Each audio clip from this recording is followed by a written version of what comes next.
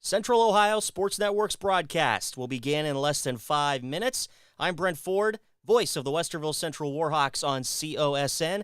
Glad you could be with us. Stay tuned. Warhawk pregame is right around the corner in less than 5 minutes.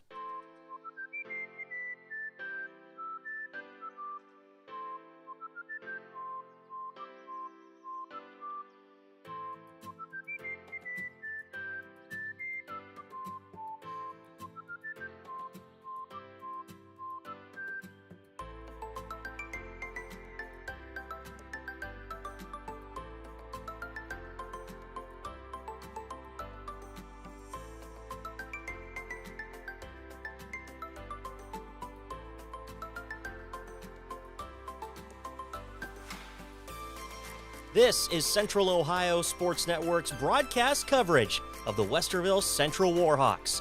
Our Warhawk pregame will begin in less than 4 minutes. Keep it right here on Central Ohio Sports Network.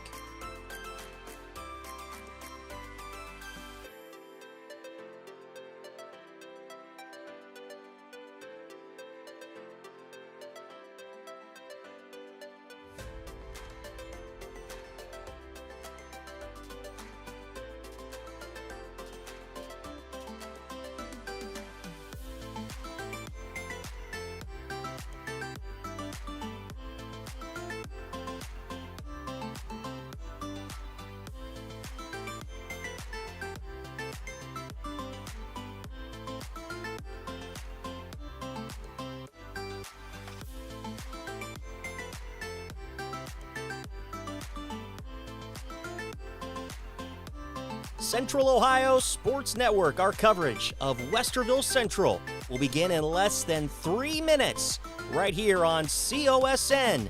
Warhawk pregame coming right up.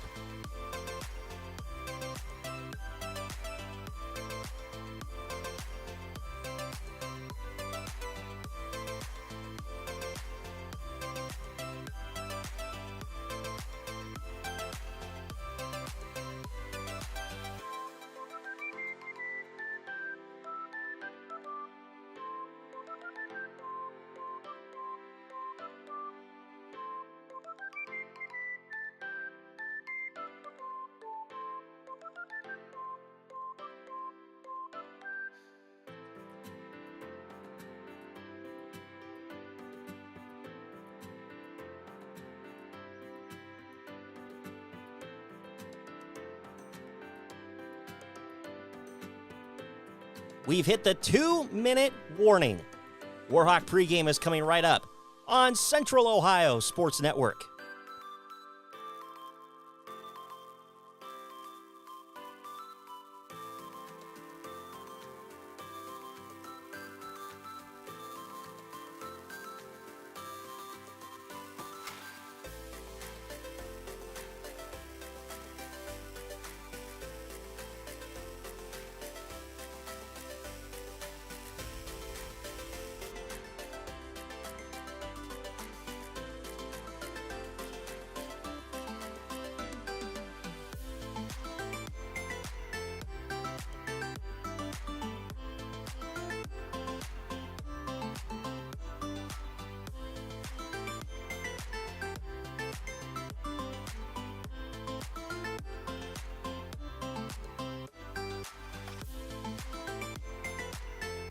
Warhawk pregame begins in 1 minute. Our broadcast presentation of the Westerville Central Warhawks. It's coming up right here on COSN.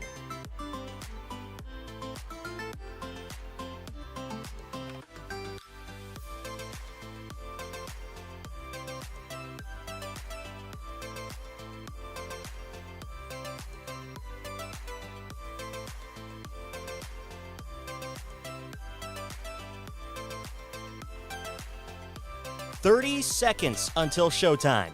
Warhawk pregame is about to get underway right here, COSN.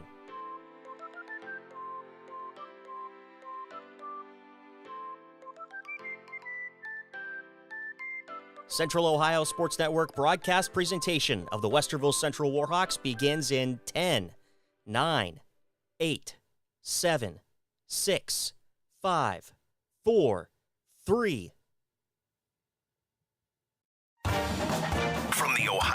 News Network. This is the Ohio Education Association Tonight in High School Football. Named Best Sports Program in the Country by the National Association of State Radio Networks. Tonight in High School Football is presented by Beck's Hybrids and by Ohio for Responsible Gambling. Now here's your host, Skip Mossick. And hi again, everyone. Welcome to week number 3 of high school football here in Ohio. As always, we have some terrific matchups across the state, including some backyard rivalries. We'll get right to it and begin our week 3 previews next on the Ohio News Network. Friday night, Under the Lights reminds us teamwork, dedication, and community start in our schools. I'm Ohio Education Association President Jeff Wenson, and on behalf of the OEA's 120,000 members, we are proud to sponsor tonight's game and even prouder to support our public schools. Whether it's touchdowns or textbooks, success starts with a strong foundation. From the classroom to the end zone, we believe in every student's potential because in Ohio, public education matters. Every day, farmers rise before the sun and put everything they have into a job so few can do. Their courage, resilience, and relentless work shape the legacies and future of our country. At Beck's, we're proud to stand alongside those who don't wait to see what the world will do. They act, they lead, they are the difference. Beck's honors your commitment to your land, family, and purpose. And while we can't predict what the future holds, there is one thing we can do to change it, and that's be the difference. Right now, in every decision and every season. This is Tonight in High School Football on the Ohio News Network. Once again, here's Skip Mossick. We are presented by Beck's Hybrids at Beck's. They are and will remain farmers at heart. And welcome back, everyone. We'll begin our Week 3 previews in the northeastern region of the state. Our first stop is up in Lake County as 2-0 Kirtland plays host to 2-0 Perry. Perry coach Bob Gesowich knows the task tonight is large. Kirtland is Kirtland, one of the top 5 programs in the state, regardless of size. So obviously that poses a big issue. But on top of that, Jake Lavardi is a very special player, and he's got a very strong cast. Staying in the northeast corner, 2-0 Lakewood St. Edward will play host to 1-1 Huber Heights Wayne, while 2-0 Glenville is at 1-1 Avon. Summit County, our next stop. Medina Buckeye is 2-0. They play host to 1-1 Tiffin Columbian. Tiffin Columbian coach Judd Lutz says this is a good-on-good matchup. They play a physical brand of football. I think take a lot of pride in that, and I appreciate that. And we like to think that we are tough and want to play the game tough as well. And so I think it's going to be a battle between 2 great teams trying to, impose their will. A couple of good ones in Tuscarawas County. We'll begin with 2-0 Sugar Creek Garraway hosting 1-1 Creston Norwayne. After a couple of blowout wins to begin the season, Garraway coach Jason Wallach says there could be a downside to that. Our guys haven't played, more than 2 quarters yet this year, and so that's a big concern of ours. And Norwayne's quarterback is a really, really good athlete. Got a real nice receiver to go along with it, and they're big and physical, and could cause us problems. Another good one features 1-1 Dover hosting 1-1 West Holmes. West Holmes coach Keaton Lepla says Dover is very good at what they do. They spread the field out. They got a good running back. Quarterback is dynamic with the ball in his hands, throwing it and running it. And then defensively, you got guys everywhere just flying downhill, getting to the football. Southeast along the river to Jefferson County, Wintersville Indian Creek is 2-0. Tonight they host 1-1 Union Local. Indian Creek coach Andrew Connor knows his team will need to play well to get the win. Very talented football team. Coach Thompson, great job since he's been down there. Really got the kids motivated.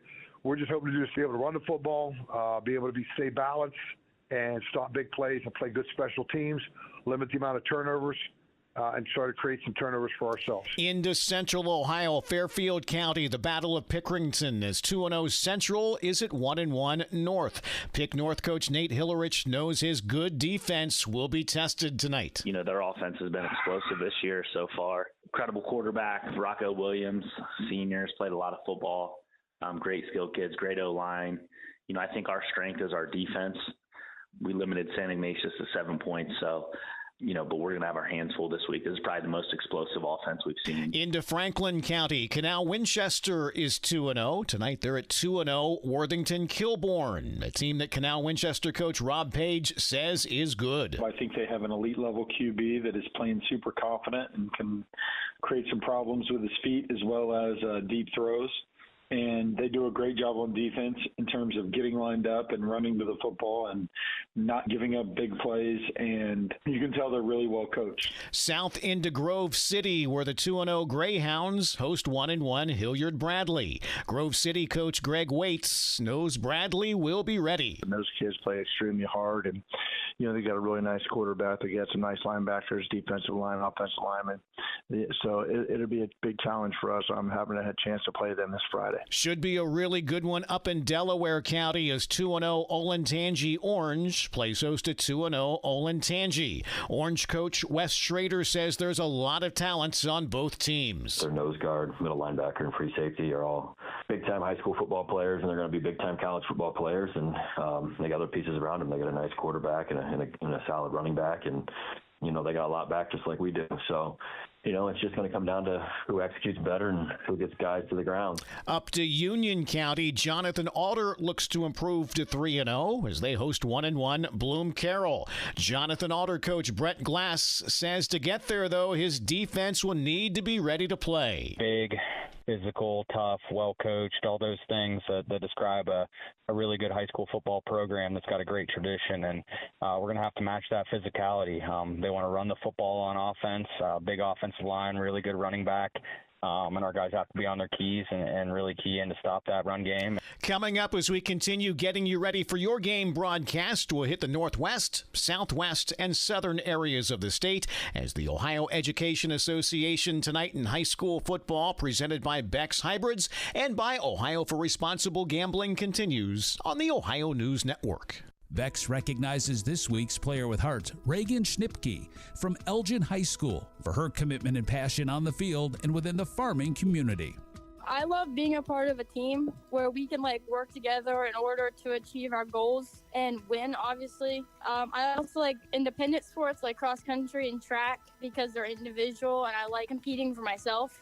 Reagan brings that same winning attitude to FFA. And I really like it, and I learn a lot, and it's a lot of good experience. Job interview taught me a bunch of stuff, and I'm also a student officer for FFA, and it's taught me a lot with public speaking. And maybe the greatest lessons are learned in agriculture. Agriculture has brought many aspects to my life.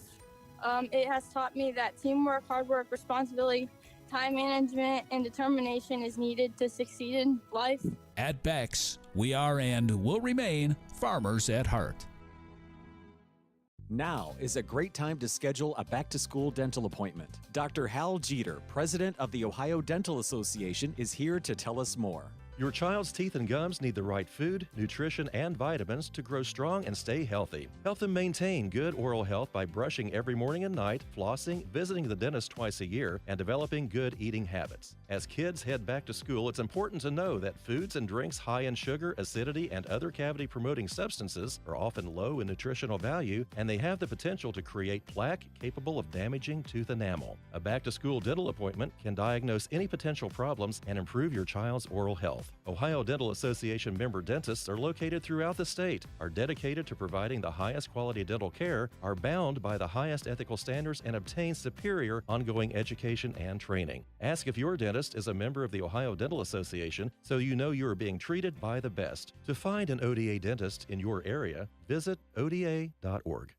This is Tonight in High School Football on the Ohio News Network. Once again, here's Skip Mossick. We are presented by Beck's Hybrids and by Ohio for Responsible Gambling.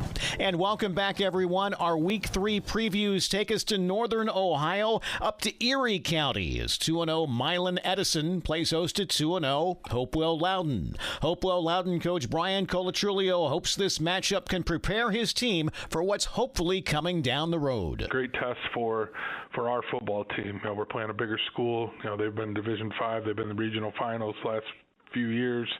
A little bit step up in competition for us. hopefully preparing us for our league play and postseason down the road. Northwest game of the night in Ottawa County has 2-0 Port Clinton playing at 2-0 Oak Harbor. Lucas County is next. 1-1 Sylvania Southview will be at 1-1 Toledo Whitmer. Whitmer coach Justin Keller says Southview definitely has talent at the skilled positions. Their tailback, Mo MacArthur, who's a very, very good high school running back, and one of their slot receiver, Lance Lucio, a pretty good player in his own right. And they have a first-year quarterback in Jackson Hesse who does a great job of extending plays with his feet. Other good ones in the northwest corner of the state. Toledo St. Francis 1-1 plays host to 1-1 Sandusky Perkins. Fulton County 1-1 Delta will host 2-0 Gibsonburg, while down in Hancock County 2-0 Liberty Benton will host 1-1 Macomb. South into Miami County, Tippecanoe is 2-0. Tonight they host 2-0 Fairborn. Tippecanoe coach Matt Burbacher says Fairborn has the size advantage. They run a very diverse offense, that they've got a really good running back and a good receiver that they'll put back at quarterback in the Wildcat. And then their offensive line is big. It's the biggest offensive line we're going to see this year. So they do things really well offensively, very efficient, and then they run that 4-3, cover 4 defense. Next into Montgomery County, Valley View will play host to Bellbrook. Both are 1-1. Valley View coach Matt King says Bellbrook gives you lots to prepare for. They're physical up front. They're very aggressive wherever they're going. They know where they want to go, and they get there in a hurry, and they're super physical when they get there. So they give us a lot of different stuff to line up to. They're very creative in how they gain an advantage schematically. Good ones in Hamilton County this evening feature Cincinnati Marymount hosting Williamsburg. Both are 2-0. 2-0 Ironton will be at 1-1 McNicholas. Meanwhile, next door in Warren County, Springboro plays host to Elder. Both those schools are 2-0. Elder coach Doug Ramsey. I think Springboro's really good. Got a good run game. Their quarterback's a good player. They've got some good skill on offense. Defensively, they run around very, very active defense, give you different looks. So, yeah, it'll be a big challenge. Further into southern Ohio, good one in Pike County has 2-0 Lucasville Valley playing at 2-0 Piketon. Valley coach Nolan Crabtree. We know the challenges that Piketon faces. They have a good offensive line, very good, experienced quarterback, and we understand that, we've got to go out and play mistake-free football this Friday night in hopes of coming out with a win. Another good one in Jackson County as Jackson plays host to Wheelersburg. Both are 2-0. Jackson coach Andy Hall says you don't need much motivation to get ready for this one. This has become a really good rivalry for both schools in the last 5 years. This game has come down to the last possession of the game. Two teams that are close. Great traditions, and again, it's always a really tough game for both teams. It's exciting to be a packed house at Alumni Stadium, and we're looking forward to the opportunity to play. Athens County, Nelsonville York is 2-0. Tonight they host 1-1 Dawson Bryant. Nelsonville York coach Rusty Richards says there is absolutely no guesswork in this matchup. If this is a power versus power kind of game, we like to run the ball, they like to run the ball, and it's going to be, who wins in the trenches. So we got to get Austin Gautier and Dakota Cunningham off to a good start. And then, we need to hit, some on second and shorts, third and shorts. Morgan County, and another matchup between unbeatens as Morgan hosts New Lexington. Morgan coach Seth Brown says New Lex is as loaded as always. They did graduate some of their explosiveness, but they have plenty of explosive players on their roster. They are speedy, so we have to be very assignment sound against them. And we have to protect the football to have a good opportunity against a very, very good New Lex ball club. And a good one to close in Belmont County has 2-0 Bel Air hosting 2-0 Barnesville. We're almost ready for your game broadcast this evening. We'll be back to wrap up this week's edition of the Ohio Education Association Tonight in High School Football, presented by Beck's Hybrids and by Ohio for Responsible Gambling on the Ohio News Network. Friday night under the lights reminds us teamwork, dedication, and community start in our schools. I'm Ohio Education Association President Jeff Wenson, and on behalf of the OEA's 120,000 members, we are proud to sponsor tonight's game and even prouder to support our public schools. Whether it's touchdowns or textbooks, success starts with a strong foundation. From the classroom to the end zone, we believe in every student's potential because in Ohio, public education matters. Every day, farmers rise before the sun and put everything they have into a job so few can do. Their courage, resilience, and relentless work shape the legacies and future of our country. At Beck's, we're proud to stand alongside those who don't wait to see what the world will do. They act, they lead, they are the difference. Beck's honors your commitment to your land, family, and purpose. And while we can't predict what the future holds, there is one thing we can do to change it, and that's be the difference. Right now, in every decision and every season. This is ONN. And that'll put a wrap on week number 3 of tonight in high school football. As always, wherever your team's in action, hopefully they're going to come out on top. For Brian Mays, I'm Skip Mossick. Enjoy your game broadcast. This is the Ohio News Network. This has been the Ohio Education Association Tonight in High School Football. Presented by Beck's Hybrids and by Ohio for Responsible Gambling from the Ohio News Network. The following is a broadcast presentation of Central Ohio Sports Network.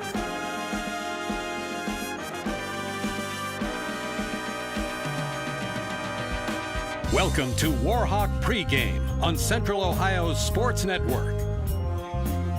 Week 3 of the high school football season finds Westerville Central playing host to the Chieftains of Bellefontaine as the Westerville Central Warhawks 0-2. The Chieftains 1-1 coming into the matchup, and Westerville Central looking for not only their first win of the season, but looking for their first points of the season as well. Being shut out 48 points to nothing throughout 2 weeks, the Warhawks offense was starting to find a little bit of stride last week, and they look to continue that into week 3.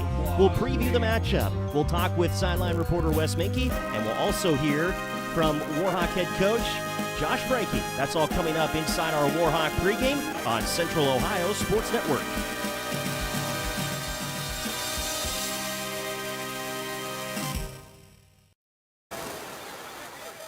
Hear that? That's the sound of your life. Perfectly imperfect. Beating in rhythm to the world you've created. But every time you drive after drinking, the music gets drowned out. Your life sounds pretty great. Don't let a buzz ruin it. Buzz driving is drunk driving. Don't drive buzzed. A message from NHTSA and the Ad Council. This is what matters. This is beyond X's and O's. This is the difference mutual respect makes. This is what character looks like. This is what defines us in Ohio. This is sportsmanship. School sports, it's not the outcome that matters most, but the way the games are played. This message presented by the Ohio High School Athletic Association and the Ohio Interscholastic Athletic Administrators Association. The year was 1907. The Cubs won the World Series and the Ford Model R hit the assembly line. While here in Ohio, school administrators came together to form the Ohio High School Athletic Association. One thing that hasn't changed since 1907 is the dedication of the OHSAA to education-based athletics in Ohio. School sports teach responsibility, sportsmanship, and life lessons that stay with students long after their playing days are over. The OHSAA seeks to prepare students not for the next level of sport, but for the next level of life. Okay, forest animals, kids are coming to the forest, and it's up to us to make their visit a good one. Sparrow, have you practiced the most popular bird songs for the year? Of course. Catchy. I like it. River, how's the temperature? It's a refreshing 52 degrees, man. I love it. Turtle. He's not here yet, man. He's late every morning. Okay. Squirrel. The forest has been preparing just for you. To learn more about cool things to do in the forest, visit discovertheforest.org. Brought to you by the U.S. Forest Service and the Ad Council. You're listening to Warhawk Pregame on Central Ohio Sports Network.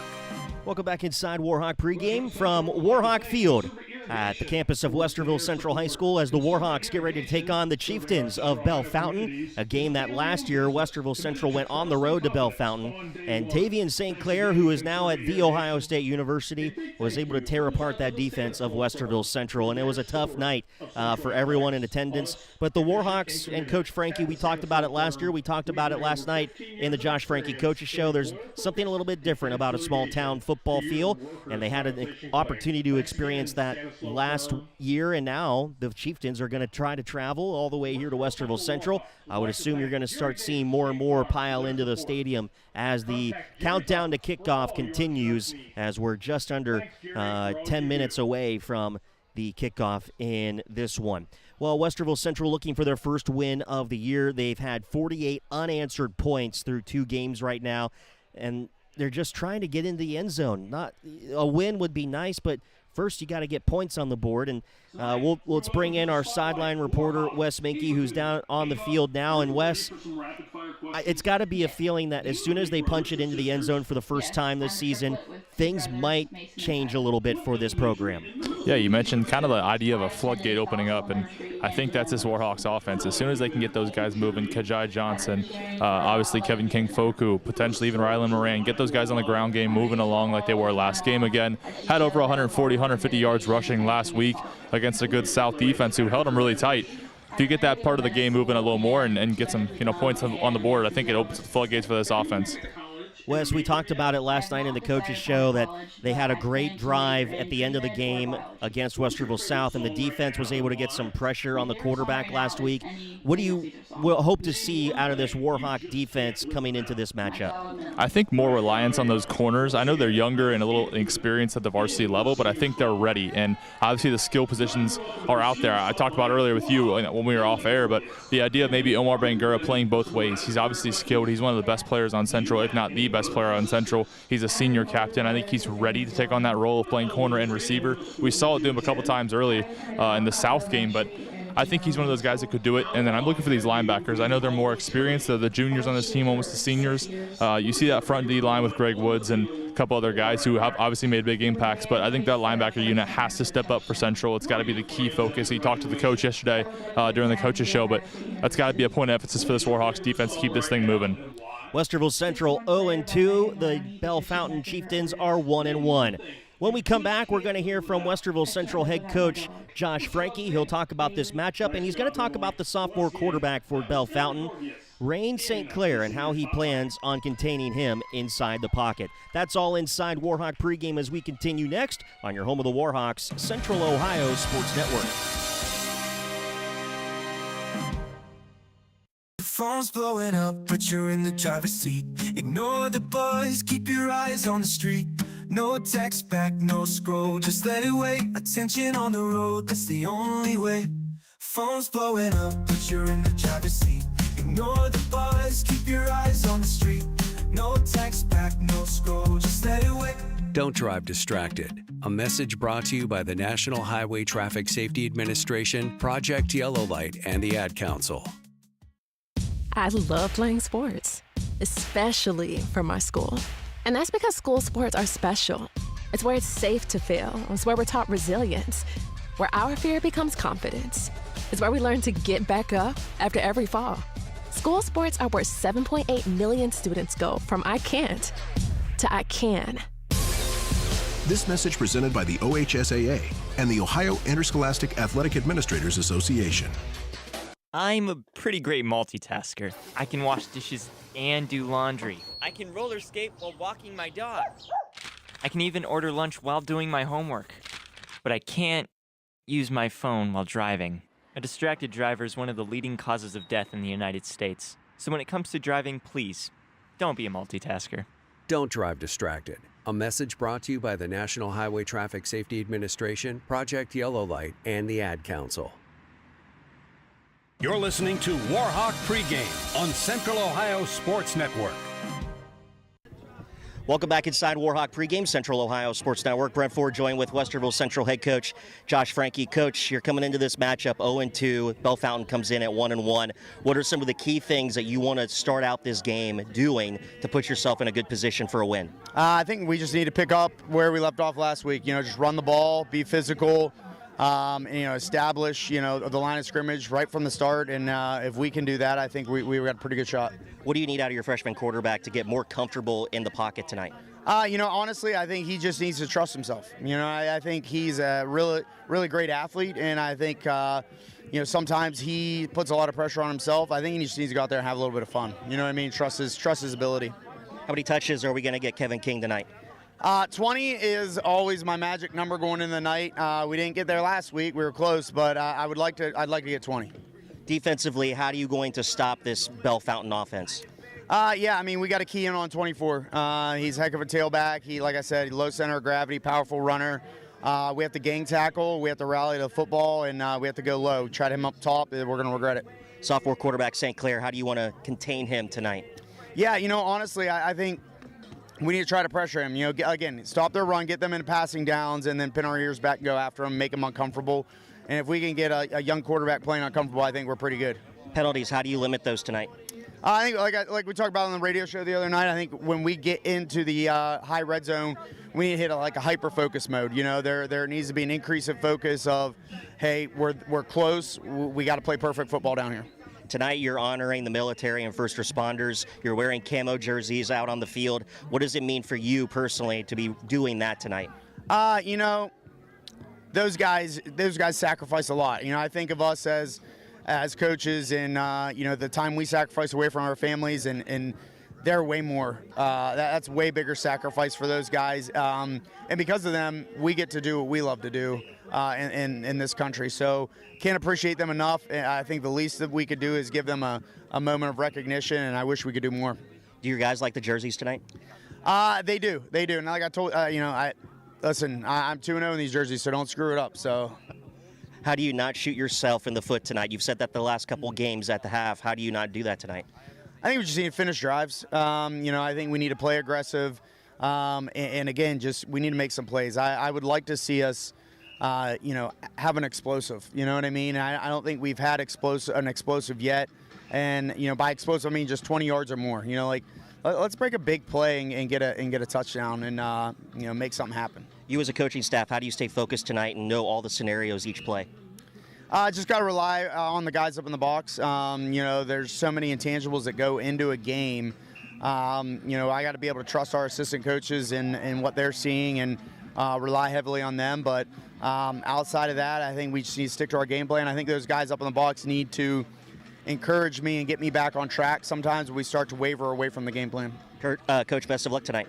Thank you, man. Appreciate it. That's Westerville Central head coach Josh Franke. Kickoff is next on COSN. This has been Warhawk Pregame on Central Ohio Sports Network. Welcome to today's game. This is Paul Keels, and you know how much I love broadcasting the Buckeyes, but I also love high school sports.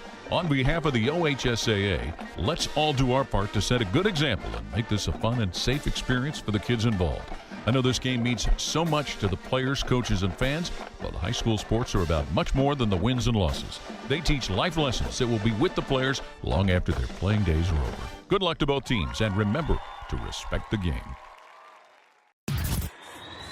Connect with Central Ohio Sports Network on Twitter and Instagram at COSN Audio, and like us on Facebook at facebook.com/Central Ohio Sports Network. COSN social media will have score updates, pictures from the game, audio clips, interviews, and more. Follow and like today. Central Ohio Sports Network. Sports coverage by the fans.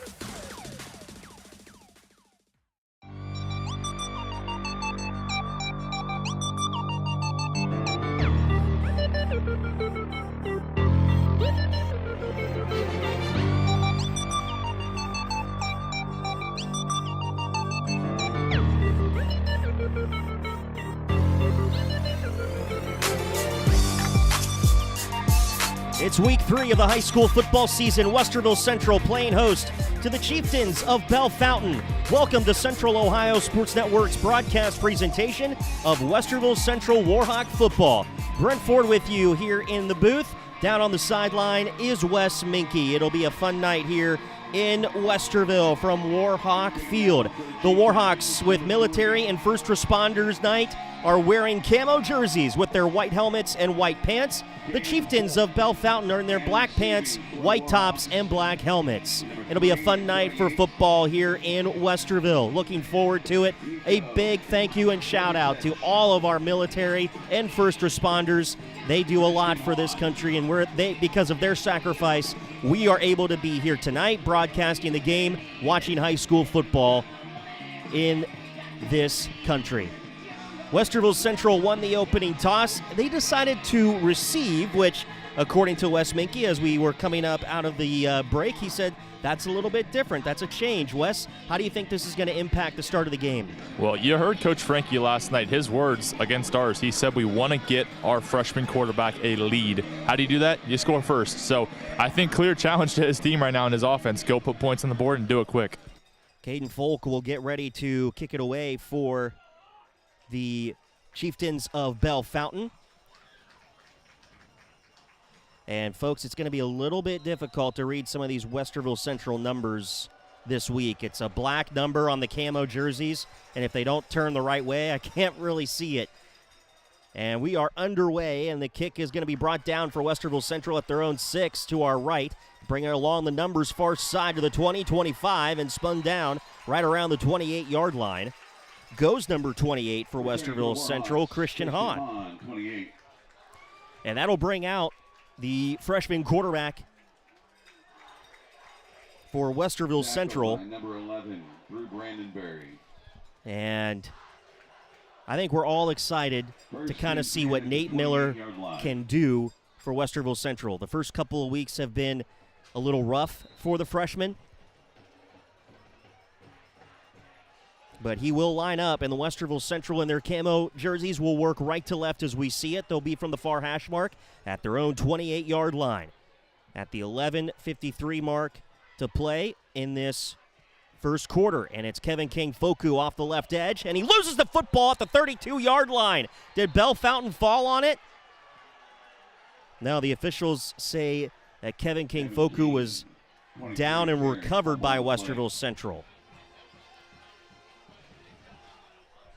Tackle by number 55, Julius Butler on the strip, and the tackle for the Chieftains of Bellefontaine. Gain of 4 on the play. It'll now be second down for Westerville Central. And they will work from their own 33-yard line. Right to left as we see it, but now a quick timeout by Coach Frankie. The play clock was at 16, and he was frustrated at Kevin King Foku. Timeout, Westerville Central. And he has to burn an early timeout in this first quarter. We're not even 30 seconds into the quarter. And that has to be a little frustrating by Coach Frankie, Wes, when you have to burn a timeout that early.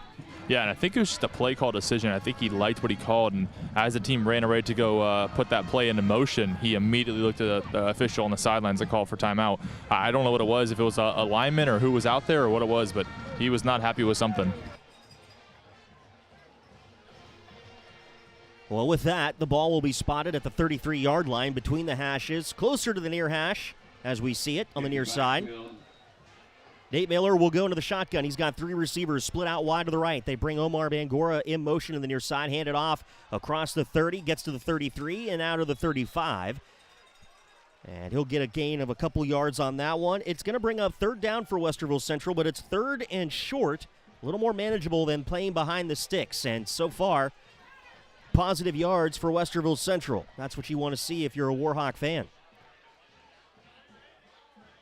Coach Frankie gives the play call to his new personnel. They'll go into the huddle. Couple substitutions. Kevin King Foku was in on that substitution, and it'll be Nate Miller under center.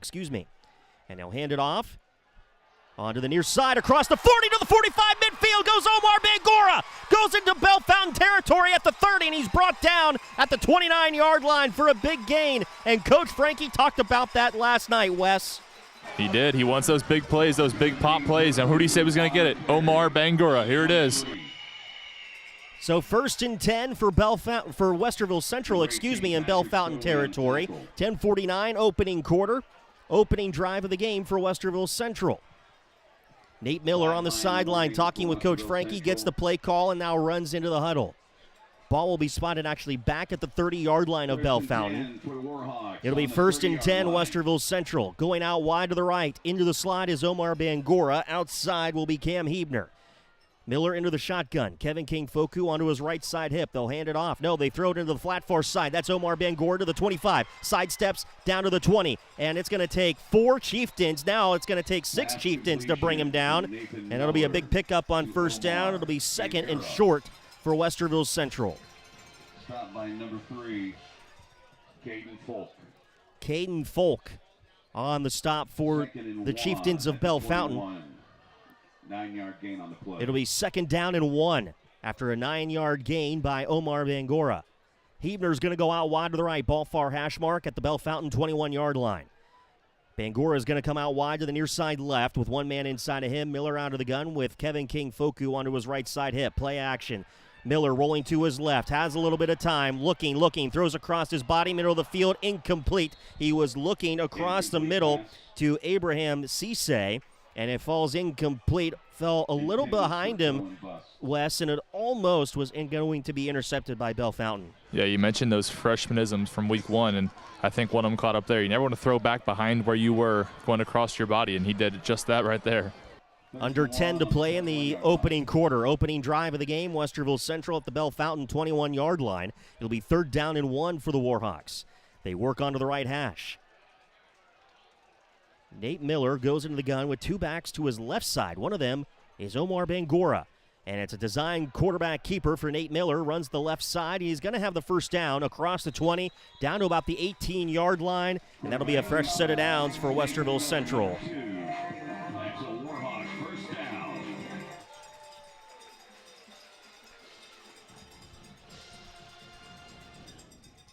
That's a good point, Wes. Let me bring you back into the broadcast and make that point. Yeah, I just mentioned how I think it's interesting. We talked to Coach Frankie yesterday. He said he wants to throw the ball a little bit better in those non-obvious passing downs. And to this point, still, they haven't really thrown the ball in those non-obvious pass downs, but the run game is working. 1st and 10, Westerville Central at the Bellefontaine 18-yard line. Kevin King-Foku, the handoff onto the right edge. Across the hashes, gets to the 15 to the 14, and he's finally drugged down at around the 13-yard line. It's going to bring up 2nd down. And in on the tackle and coverage for Bellefontaine was Patrick Stolley. Tackle by number 3, Caden Folk. Caden Folk is going to be credited with the tackle. It'll bring up 2nd down for Westerville Central. This will be the 8th play of the drive. On to the right side hash mark at the Bellefontaine, looks like 12-yard line is where they'll mark it, and we're going to get encroachment on the defense. The first penalty marker of the night.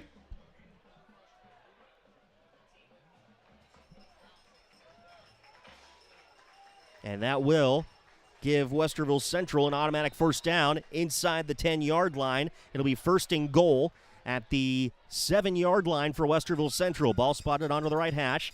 Westerville Central working right to left as we see it, trying to score into the north end zone to our left. Play clock is at 17. Warhawks break the huddle. They'll send Omar Bangura onto the right side. Near side is Cam Hebner. Miller will go into the shotgun. Foku onto his left side hip. Ja'Kai Johnson is back there as well. Now Omar Bangura in motion. They hand it off to Foku onto the right edge, and he works his way down to the 5-yard line. And stopped on the play by Bellefontaine's 34, Caleb Overman. And that'll bring up 2nd and goal for Westerville Central. 8:07 to play. Opening drive of the game, first quarter action. Westerville Central, 2nd and goal at the 5 of Bellefontaine. Be methodical here. Get the new play call from the sideline. They run it in, break the huddle. Nate Miller will go into the shotgun. Omar Bangura will split out wide to the left with 2 men inside of him. Off to the far hash mark is the ball placement. Miller, high snap, goes over his head all the way back to the 25-yard line. He's going to land on it and give himself up back at the 27-yard line. Westerville Central was looking at a 2nd and goal at the 5, and now they're looking at 3rd and goal all the way back at the 27-yard line.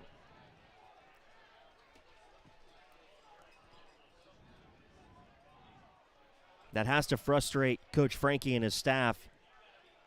We talked about it in the pregame with him.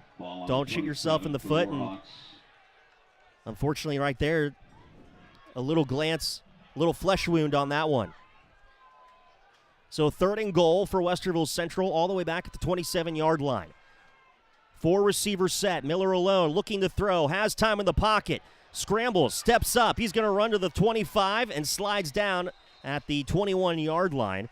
And that'll bring up 4th down now and goal for Westerville Central back at the 21-yard line. 7 yards on the play. And running play with Nathan Miller.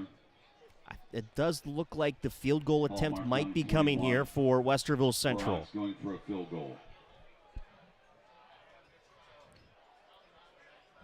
The holder is going to be Nico Bogatic. And it'll be Abraham Cisse. From the 28-yard line, it'll be a 38-yard field goal for the first points of the season, and Westerville Central is on the board for the first time in 2025 with the lead. 6 minutes, 12 seconds in the first quarter. A 38-yard field goal. And the Warhawks are on the board.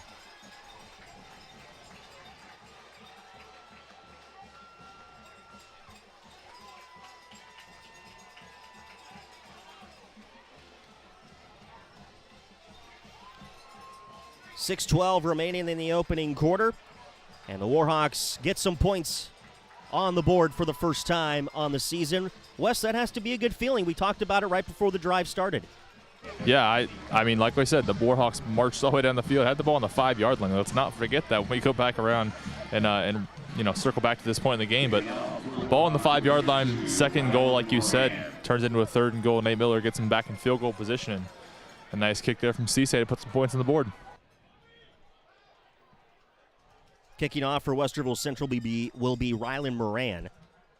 And back deep for Bellefontaine will be Spencer Stolley and Caden Folk. Spencer Stolley and Caden Folk.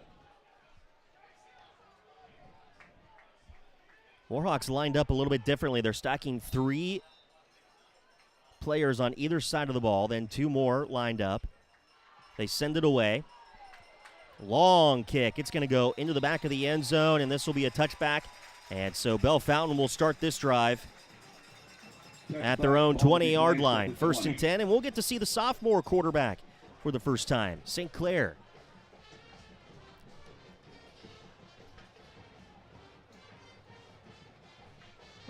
It was a big kickoff. I haven't seen Rylan Moran boot one like that in the first couple weeks.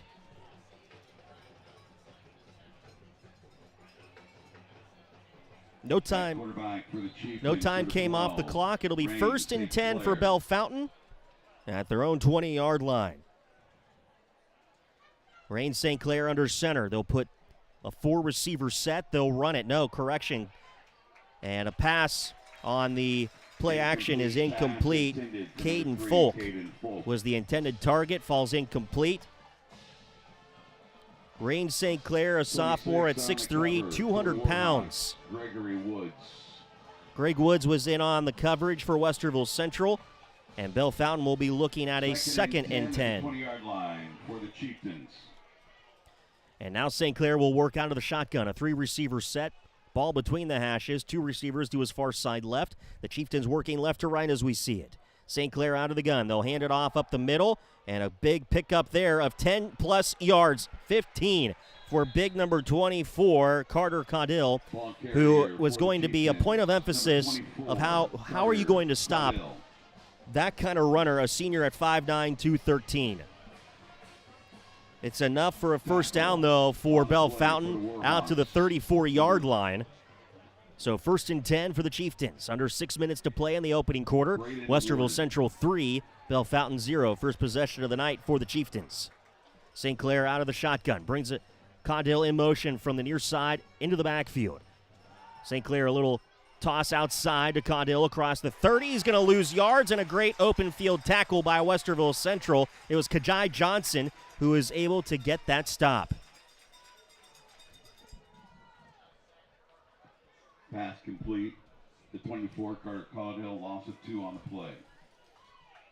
It'll be a 2nd down. They'll call it a loss of 2 yards. 2nd and 12 for Bellefontaine. St. Clair out of the shotgun. A 3-receiver set to his far side left. 1 receiver all the way out near side right, and Patrick Stolley. Second and 12 at the 32. St. Clair out of the gun. Caudill the handoff. He'll work it to the near side, 35, and then get to the 37-yard line. It's going to bring up third down, as in on the stop was Greg Woods for Westerville Central. So third down now for the Chieftains at their own 37-yard line. Tackle for the Warhawks. Gain of 5 on the play. Third and 7 at the 42. Third down, 7 at the 37-yard line of Bellefontaine for the Chieftains. 4:24 to play opening quarter. St. Clair will work out of the shotgun. 3 receivers to the near side right. Ball between the hashes at the 37. Man in motion to that far side. St. Clair looking, dumps it underneath to Caudill. He backtracks to the 30, now the 35, far side 40 at the numbers, and then rushed out of bounds at around the 47-yard line. They might mark him up to the 48, but it is enough for a Bellefontaine first down. Forced out of bounds. Number 39, Braden Ward. 4:06 to play in the opening quarter. 3-0 Westerville Central. Bellefontaine with their first possession and driving. They mark the ball up to the 48-yard line for the Chieftains, and they'll work left to right as we see it. Ball spotted far hash mark. 3 receivers near side right, 1 far side left. St. Clair out of the gun. New back in the backfield for St. Clair in the shotgun. And he wants to throw on first down, comes to the near side, and Omar Bangora just lights up Spencer Stolley and powers him down to the ground. It's going to bring up second down for Bellefontaine in Westerville Central territory, though, after a 4-yard pickup. Tackle by number 4 for the Warhawks, Omar Bangura. Play gain is to the Westerville Central 48-yard line for Bellefontaine. They'll be looking at second down and 6. At the 48-yard line. This time St. Clair is going to go under center. And a 3-receiver set to the near side right, 1 far side left, outside the numbers. 1 back in the backfield. They'll hand it off on a second down, breaking some tackles and working to the near side, but finally brought down by a couple of Warhawks. Brian Carter was on that carry.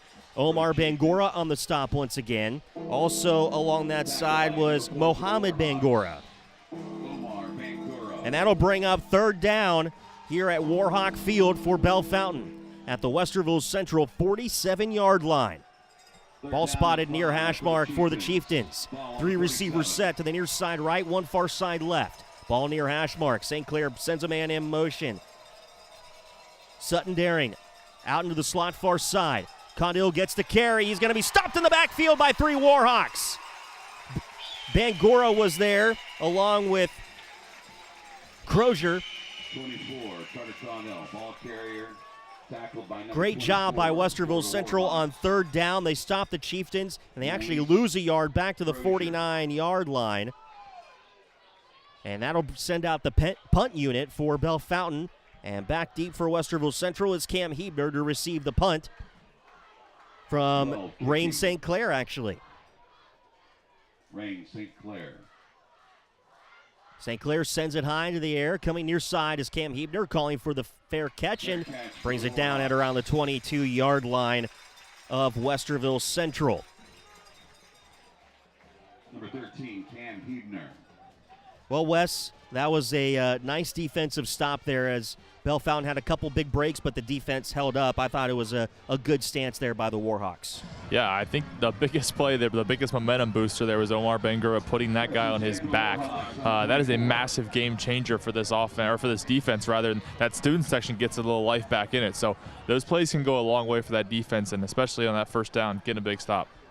Westerville Central starts this drive at their own 24-yard line. It's 1st and 10.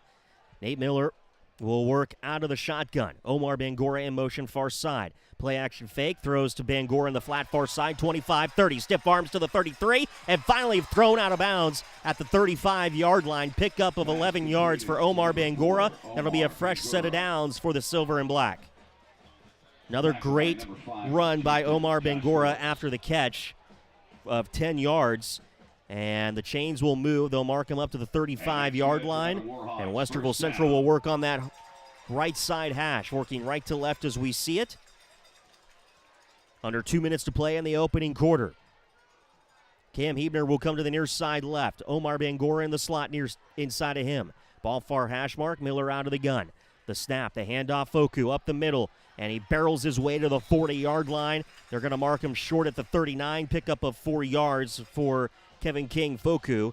2nd down and 6 for the Warhawks coming up. Yeah, that math's pretty well. 4 yards a carry for Kevin King Foku, and you're probably going to have a first down every time. And the gaps are starting to open up a little bit for this Warhawk offensive line. 2nd down, 6. Miller out of the gun with 2 backs on either hip. 1 receiver out wide to the right. They'll hand it off, and this will be Omar Bangura trying to cut the near side edge. Stiff arms, and he makes his way to the 45-yard line, but he did hit the turf pretty hard. They're going to mark him shy at the 44, and it's going to be 3rd down and 1 now for Westerville Central. And they're going to give Omar Bangura a little bit of a breather now. But actually, they're going to spot this ball to the 45-yard line, and it is going to be a first down. So Omar Bangura runs for a first down on that last run. First down for the Warhawks. Under a minute to play now in the opening quarter. Riley Moran is into the game. Miller will go under center with 3 backs in the backfield. They'll hand it off. Riley Moran gets the carry across the 45 to the 48-yard line, and that'll bring up 2nd down for Westerville Central. Clock at 30 seconds and counting to play in this opening quarter. Gain of 7 on the play. 2nd and 7 at the 47. Penalty markers before the snap. And I think it's going to be a false start against Westerville Central. And that it is. The Warhawks will be backed up, and this will be behind the sticks now. Ball will be spotted at the 43-yard line. 2nd and 12 for Westerville Central. Clock rolls, 20 seconds to play in the opening quarter. Yeah, you could probably let this just run. Miller takes the snap, tosses it back. Kevin King Foku onto the right edge, and he's trying to break a tackle and gets a couple of yards, maybe 1 out of it. Carrier for the Warhawks, 23, Kevin King Foku. And it looked like it was Carter Caudill on the stop for Bellefontaine, and that'll be the end of the first quarter. Westerville Central with a 3-0 lead over Bellefontaine after 1 on Central Ohio Sports Network.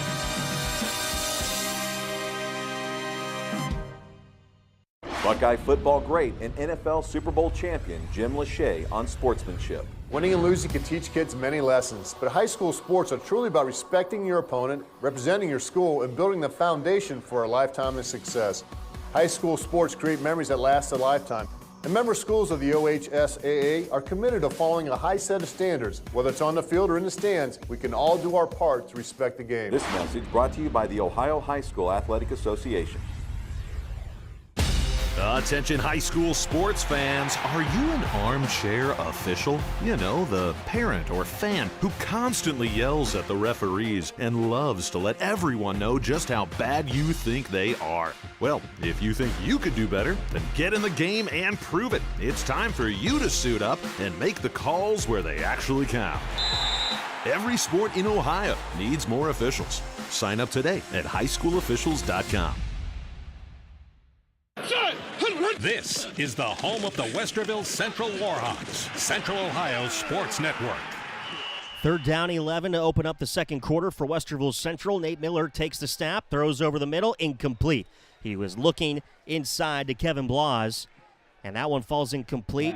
And that'll bring up 4th down for Westerville Central to start this second quarter of action with a 3-0 lead over Bellefontaine. Brent Ford, Wes Minke with you on the sidelines, as Westerville Central will line up in punt formation, and back deep for Bellefontaine is Patrick Stolley. And kicking for the Warhawks, Cohen Buss. That's right. Coach told me about that number change. That's Cohen Buss, 44. My apologies earlier. Cohen Buss set to punt it away. Goes into the air. Stolley coming underneath of it, calls for the fair catch at the 23-yard line. And that is where Westerville Central's defense will march out and start this drive.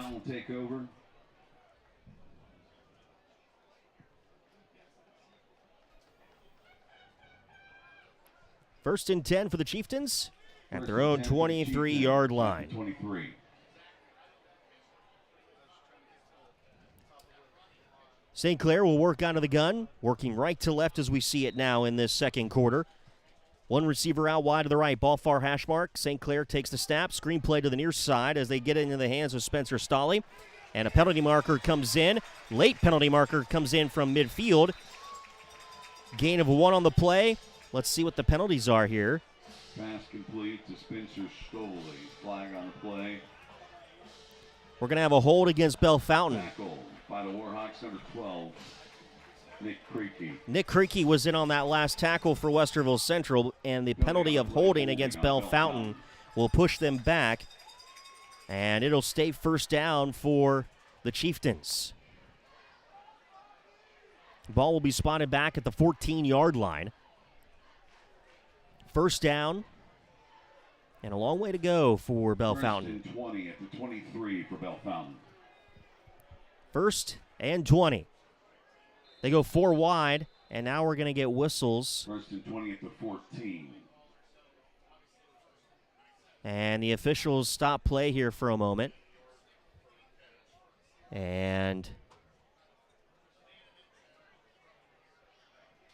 Wes, did you see what might be the holdup here on this whistle?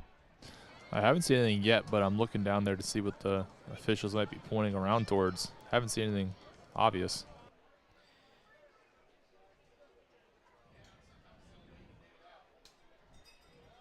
Now they're going to spot it at the 14-yard line. So whatever the problem was, it's not a problem now. Clock will wind. So first and 20 for the Chieftains. 4 wide, 3 to the right, 1 near side left. Out of the gun is St. Clair from the near hash mark. Rolls out to his right, wants to throw on the run, looking deep down the field, up at midfield, and it's going to be incomplete. In and out of the hands of Josh Phillips, and Westerville Central was right there in on the coverage. Nick Creaky once again for the Silver and Black with a big break up. Nick Creaky, a junior, 6'4", 187. And that's probably all legs in that height. Second and 19, ball on the 14. Second down. And they're actually calling it 19 now on the scoreboard. But St. Clair out of the gun with a 3-receiver set. Dropping back. Pressure comes. Bangura trying to chase him down, and St. Clair's going to throw it out of bounds and away. Good decision by the sophomore quarterback there to just throw it away, but running into his face was Mohamed Bangura, chasing him down. He got off that right edge. Third 19 at the 14. Third down and 19 for the Chieftains at their own 14-yard line. Now we've got whistles. And the official on the near sideline looking at the receiver for Bellefontaine, and that's Patrick Stolley, and he's going to be told, go off the field and fix your knee pads. Point of emphasis the last couple years for these officials.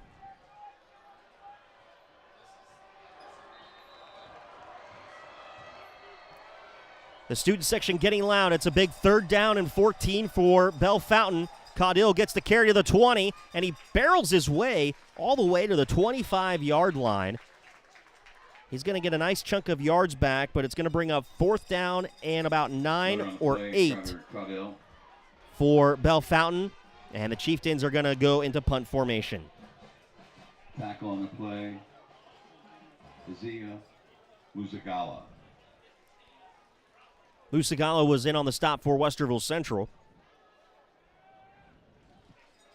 It'll be 4th and 8 for the Chieftains. Clock winding. Cam Huebner back for the Warhawks. Cam Huebner back with his heels to the 45-yard line, and that'll be a timeout for Bellefontaine as the play clock was winding down for the Chieftains, and so they'll take a timeout here.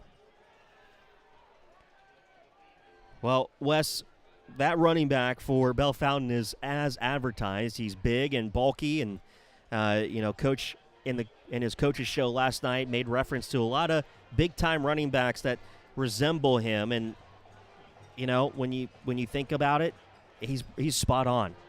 Yeah, he said Mike Allstott. I'm thinking more over here like a Derrick Henry kind of guy. He's just runs you over every single play. He's what I think Coach Frankie really wants Kajai Johnson to kind of turn into. He's that kind of guy that if he stiff arms you or pushes you to the ground, you're not getting back up. Kick for the Chieftains, number 12, Rain St. Clair. Rain St. Clair to punt it away. Cam Hebner back at his own 46-yard line. St. Clair sends it away. Calls for the fair catch as Cam Hebner and brings it down.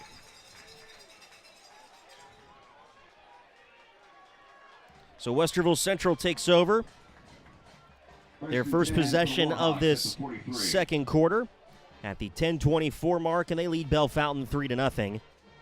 And the officials are going to officially spot this at the 43-yard line. First and 10, Westerville Central. Nate Miller will go to the shotgun, and they're going to put a three-receiver set out wide to the left. Omar Bangora into the slot. Miller designed run to the near side right, and he's brought down at the 46-yard line. Two's the ball carrier, Nathan Miller. Tackle by number 24, Carter Cadell. Carter Cadell was in on the stop. 2nd and 7, ball on It'll bring up 46. second down now for Westerville Central. At their own 46-yard line, under 10 to play in the second quarter of action. Omar Bangora goes out wide to the left. Inside of him will be Julian Bradley. Heater to the near side right. Ball near hash mark at the 46. Miller rolling to his left on the shotgun snap. Has some time to set. Under pressure, he's going to be brought down in the backfield at the 30-yard line. And the officials did not blow that play dead. Back on the play. You could definitely tell that Nate Miller was giving himself up, and the officials allowed it to go on. But it'll be third down now for Westerville Central, way back at their own 31-yard line. They need the Bellefontaine 47 for a first down. I thought they should have blown that play dead 3rd and 22 with the ball pretty on quickly, but they 31. didn't. They wanted to see Bellefontaine take Nate Miller down to the ground.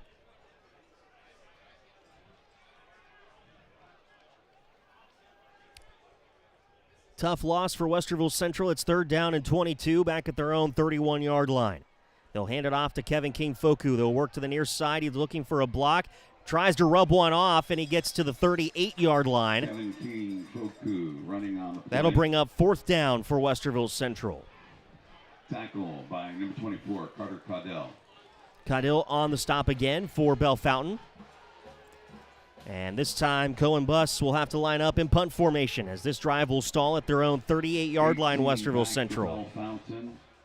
Patrick Stoley. Patrick Stoley back to receive the punt from Westerville Central's Cohen Bus. Snap is back a little low. Bus handles it. Side goes right off the side of his foot, and it's going to go right out of bounds at midfield. Is that a 12-yard punt, Wes, I believe? Chieftains will take over at the 50. 1st and 10 on the 50-yard line. Just a rough punt there for Cohen Bus of 12 yards. And so Bellefontaine will have great starting field position at midfield. 8:08, second quarter to play. Tavian St. Clair we talked about it last night. Maybe he was going to show up and see Rain St. Clair at quarterback. And Cadell on the carry there was brought down by Mohamed Bangora and number 25, Luke Glazer. Tackled by number 70. Loss of yards back to the 47-yard line. It'll be second down now for Bellefontaine. They're playing behind the sticks now, second down. At the 47. Second and 13. Rain St. Clair out of the shotgun and a four-receiver set. Under pressure, tosses it over to Cadell, and it's incomplete over his head as once again He had a lot of big Warhawks chasing him down. It's 3rd down and 13 now for Bellefontaine. 25 on the coverage for the Warhawks. Luke Glasser. 3rd down. From their own 47-yard line, Bellefontaine, it's 3rd and 13. 7:28 to play in this second quarter. On the 47. 2 receivers set. Far side right, 1 near side left. Ball near hash mark for St. Clair. Out of the shotgun. Drops back, looking to throw. Looks to his right, has some time. Fires, he's looking deep into the middle, down to the 15-yard line, and it's incomplete. Spencer Stolley was the intended target. Spencer Stolley. And in on the coverage for Westerville Central was Nick Creaky once again on the deep ball. And once again, it was Westerville Central's defense coming up strong and trying to get a big stop there, and they do. It's going to be 4th and 13 now for Bellefontaine, as it'll be St. Clair to punt it away. Back for the Warhawks. And Cam Hebner back to receive the punt for Westerville Central. Stands back at his own 22-yard line. Rain St. Clair sends it away to the near side. And it's going to go out of bounds right around the 20-yard line, it looked like. Right around where Wes is standing.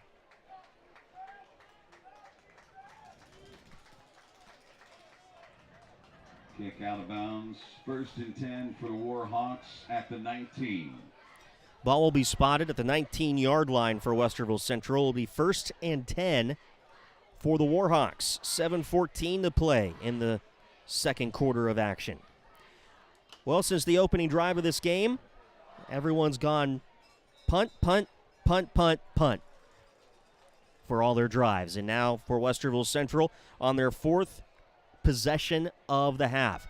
Kevin King-Foku off the 19-yard line to the near side, to the 20, to the 22. Pick up a few yards there to bring up 2nd down for Westerville Central. Tackle for the Chieftains. 2nd down and 6 or 7 there for Westerville Central. Play gain to the 23-yard line. Under 7 minutes to play until halftime. Another beautiful evening in Westerville for football Friday night. Under the lights here at Warhawk Field.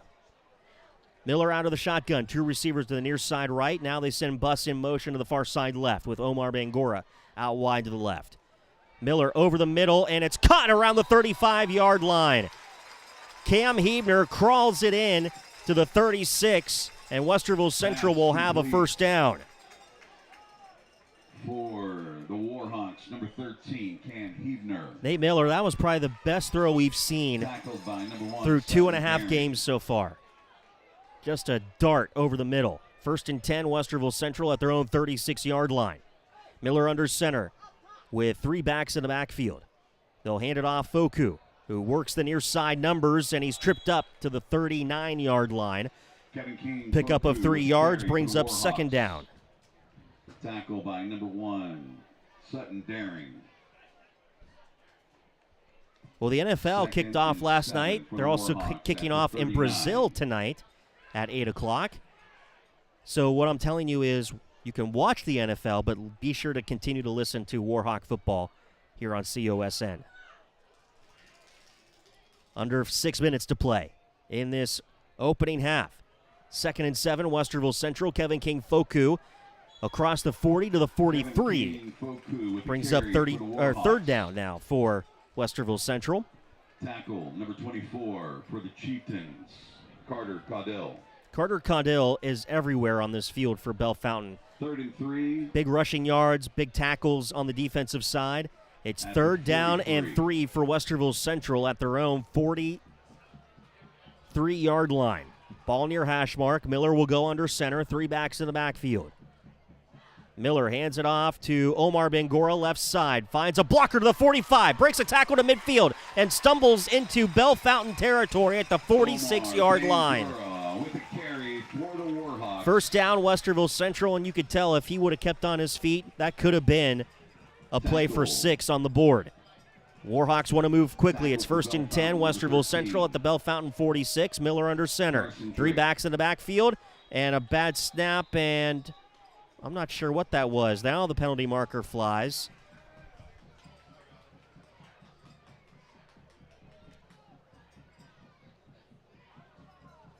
The officials will huddle right around the spot of the football and talk about what just happened there. And I think, Wes, was it too many men on the defense? Yeah, they had two guys trying to get off late. I don't think they got off in time. That's why they tried to do that quick snap. They're going to wave off the penalty.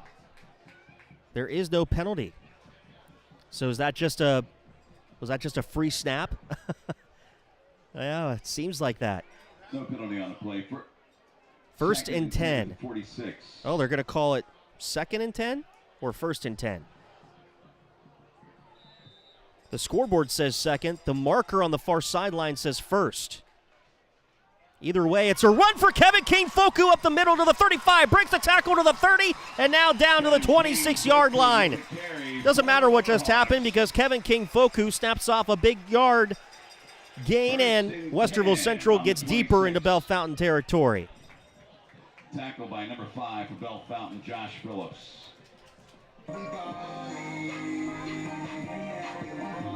4:30 and counting to play in this second quarter of action. And it's first and 10, Westerville Central at the Chieftains' 26-yard line.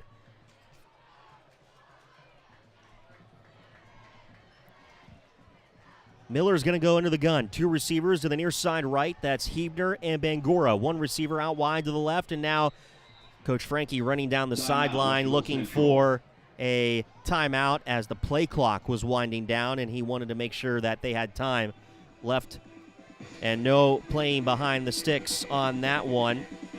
So Westerville Central burns their second timeout.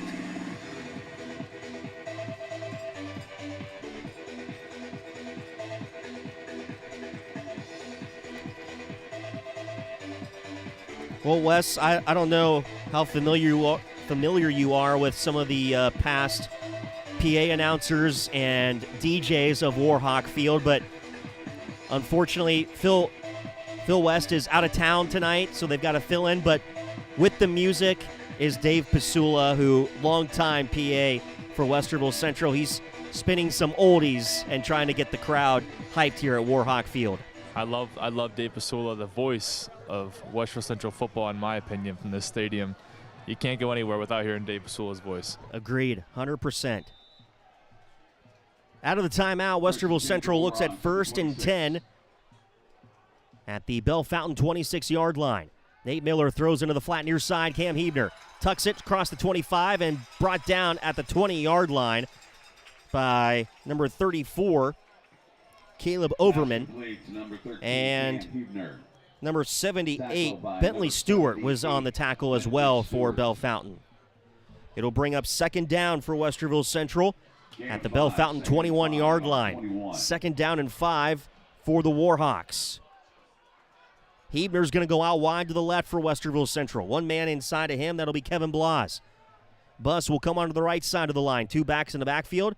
And it'll be Nate Miller who keeps it himself, and he just gives himself up at the 21-yard line. No gain. It'll be third down for the Warhawks of Westerville Central.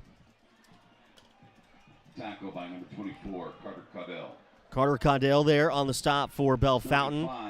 Third down 5 for Westerville Central at the Bellefontaine 21-yard line. And you got to make sure, if you're Westerville Central, keep draining the clock and convert the third down to keep the drive alive. Bellefontaine will start the third quarter with possession. Miller under center, takes the snap, hands it off. Kevin King-Foku follows blocks to the near side 15. He gets to the 14-yard line. That's enough for a Warhawk first down. Pickup of 7 yards for Kevin King-Foku. And that's another first down. This will be the 10th play of the drive for Westerville Central coming up. Carter Caudell on the tackle for Bellefontaine. Warhawks inside the red zone at the 14-yard line of Bellefontaine. First and 10, Westerville Central, clock winding down with 2:38 to play in this first half of action.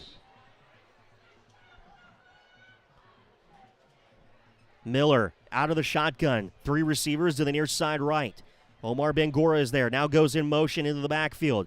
They'll hand it off. No, they throw it over the middle, and it's incomplete.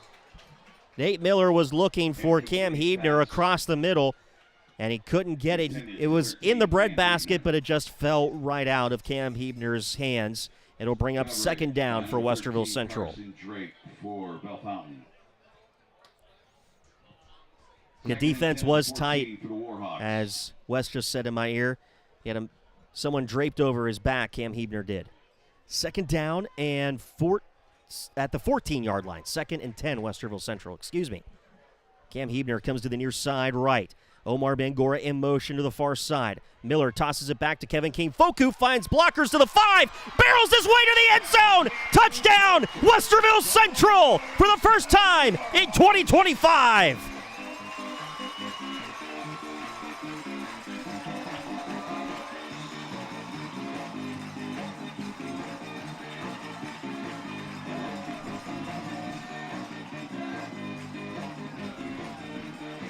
Extra point attempt, number 44 for the Warhawks, Cohen Bus.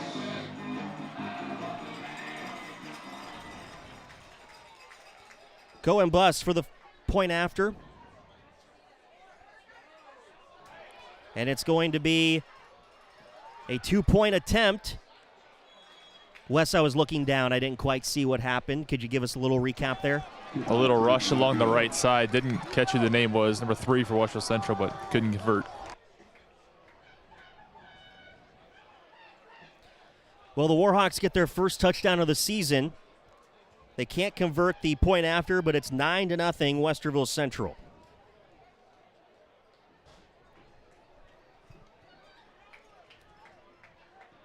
Scoring drive for that play, 12 plays, 81 yards in 4 minutes and 59 seconds. Taking it in for a touchdown, number 23. Kevin King Foku, 14-yard TD run. 2:13 to play. Wes, you were saying about the push-up board. Sorry, you were not potted up during that. Give us a recap of the push-up board in the student section. Yeah, I thought it was pretty cool. Westerville Central has a push-up board here. They do points, kind of like Brutus with Ohio State. Every time they score, they do that amount of push-ups. And hilariously enough, Central did 10 push-ups, but didn't convert that point after attempt, and now only have 9 points. One extra for luck. Yeah. Rylan Moran receiving. Rylan Moran to kick it away for Westerville Central. Back deep for Bellefontaine. Spencer Stolley, Caden Folk. Kick is away. Will be brought down in the end zone for a touchback. Spencer Stolley and Bellefontaine will start this drive at their own 20-yard line. 1st and 10 at the 20 for Bellefontaine. So Bellefontaine at their own 20-yard line, 1st and 10, 2:13 to work with, and 2 timeouts as well on the board, as they're down 9-0 to Westerville Central. 1st and 10 at the 20 for the Chieftains.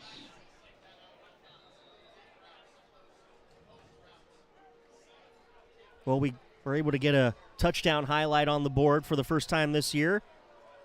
And here is Rain St. Clair for Bellefontaine on 1st and 10. A little sweep across to the backfield and into the hands of Spencer Stolley, and he's maybe going to get a 1-yard gain out of this. It'll bring up second down for Bellefontaine with 2 minutes to play until halftime. Ball spotted at the 21-yard line. Coming up at halftime will be Skip Mossick to kick us off. And then we'll have our halftime report right after that. That's all coming up at the half here on COSN. 2nd and 9 for Bellefontaine. Pressure into the backfield. St. Clair couldn't get that pass to go, and in on the coverage in the backfield, it was Greg Woods who got in the backfield and into the face of St. Clair. It'll be 3rd down and 9 for Bellefontaine. From their own 21-yard line, 2 receivers to the near side left, 2 out wide to the right, Ball far hash mark. Bellefontaine working right to left as we see it. St. Clair out of the gun. The snap back to him, dropping back, under pressure, throws over the middle. It's caught at the 23-yard line to the near side 30, and out of bounds goes number 18 for Bellefontaine. That'll be Patrick Stolley. And it'll be a fresh set of downs for the Chieftains. He gets out of bounds, which stops the clock with 1:32 to play in this second quarter. Forced out of bounds, number 12, Nick Creaky for the Warhawks. First and 10. Nick Creaky on the stop once again for the silver and black. St. Clair out of the shotgun with a 4-receiver set. Looks over the middle, rolls out to his right, under pressure, and he's going to throw it away over on that far side. And I think Rain St. Clair throws it away. I thought the coaches were reacting to maybe an intentional grounding, but they're not reacting to that. They like the pressure that the defensive line is getting on St. Clair right now and flushing him from the pocket, making him uncomfortable. 2nd and 10 for Bellefontaine at their own 34-yard line. 1:25 to play on this second quarter clock, and it's 9-0 Westerville Central. St. Clair out of the gun. 4 receivers set, 3 to the right. Caudill the carry, the 35-40, and brought down at the 44-yard line for a first down. Bellefontaine, that'll stop the clock momentarily to move the chains. 1:32. Actually, that's going to be a third down. They're a yard short of the gain. They marked him back to the 43, so it's going to be third down for Bellefontaine and 1. The snap to St. Clair. Caudill with the carry, near side 45 to midfield to the Warhawk 48. There's the first down for Bellefontaine into Warhawk territory with 1:07 to play in this second quarter. 9-0 Westerville Central leads Bellefontaine. Tackled by 33, Devin Smith. Going into the halftime locker room, Wes Minke will grab Coach Josh Frankie for some first half reaction. 1st and 10, Chieftains from the Westerville Central 49-yard line. St. Clair over the middle, incomplete, almost intercepted. They were looking for Spencer Stolley, and right across the middle was Westerville Central's number 12, Nick Creaky, who's been everywhere tonight. Almost had the INT there. 2nd and 10 for the Chieftains of Bellefontaine at the Westerville Central 49-yard line. Ball will be spotted in the near hash. Coming out wide to the left will be Patrick Stolley. And going out wide to the right will be Spencer Stolley along with Caden Folk. Now into the slot near side is Sutton Daring. And St. Clair will work out of the gun. Daring on the sweep. Backfield, Greg Woods said no. You're going down back in your own territory at the 45-yard line. Tackle on the play, number 26, Gregory Woods. A timeout by Westerville Central, and what a stop by Greg Woods, who got in the backfield on that one. Amazing job by Greg Woods. He had the vision. He played great last week, Wes, and he's playing again at a high level. Yeah, he's been a problem in that offensive backfield for Bellefontaine all night long. And I tell you right now, if he can get that pressure off that defensive end, the way Mohamed Ben-Gura has been rushing the passer tonight, this edge team tandem for Westerville Central can be a problem. So Westerville Central has used all of their timeouts in this one of the first half.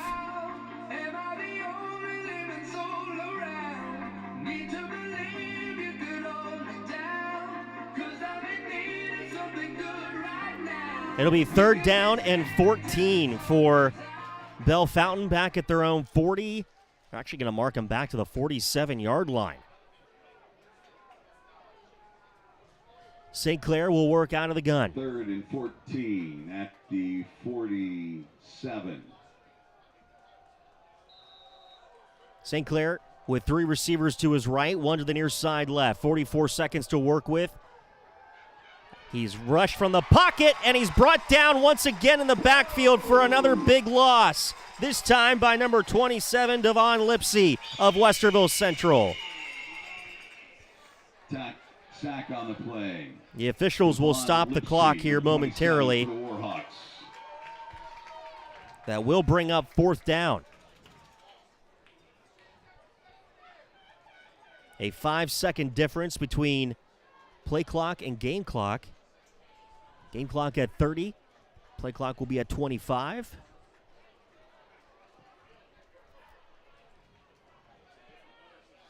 And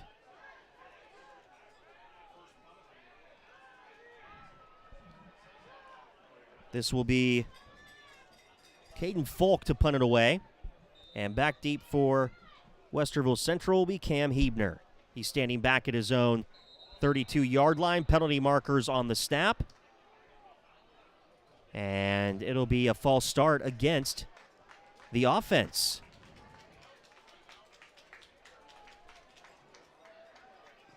So that'll push Bellefontaine back even further. Ball will be spotted at their own 33-yard line. For the Warhawks, 13, Cam Hebner. So usually it was St. Clair with the last couple punts, and now we get whistles and a timeout, Westerville Central. I thought they used that timeout. Maybe it was Bellefontaine who used that previous timeout. Timeout, Westerville Central. Maybe we got a bonus timeout here, Wes.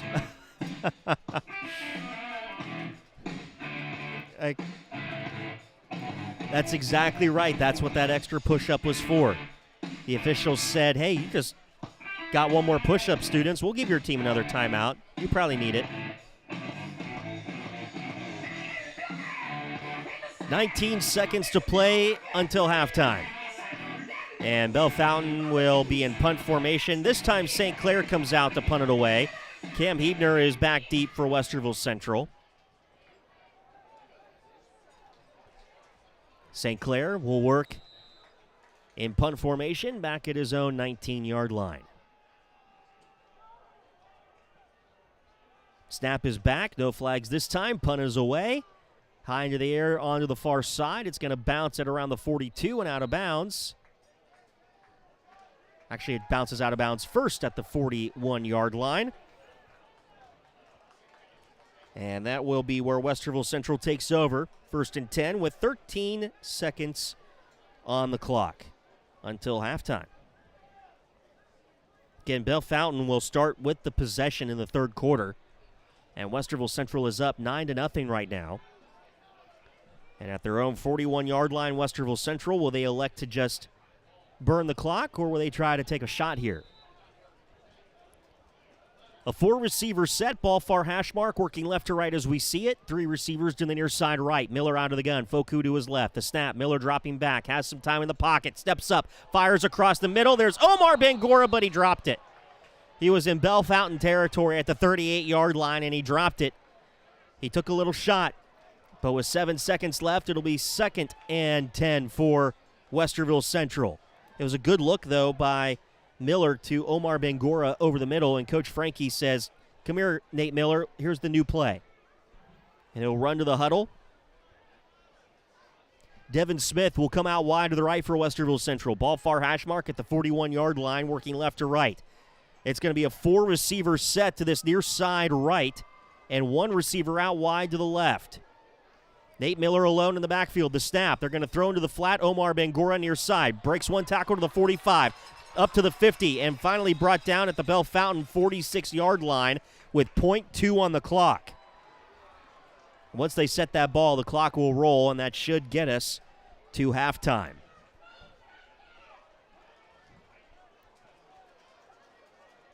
Clock winds. That'll do it. Westerville Central will be up at the half, 9-0. And we'll wait for Wes to grab Coach Frankie here in just a moment. But what a great opening half for Westerville Central. A couple big explosive plays. Defense getting some big stops. And the Warhawk offense getting on the board for the first time with a touchdown. Kevin Keane Foku on the ground. And Coach Frankie waiting for everyone to walk by him and make his way toward the locker room. And you can tell he's talking with freshman quarterback Nate Miller at the moment. But a great opening half for Westerville Central. They get on the board for the first time, and let's go down to the field with Wes Minke. Yeah, joining alongside Coach Frankie here.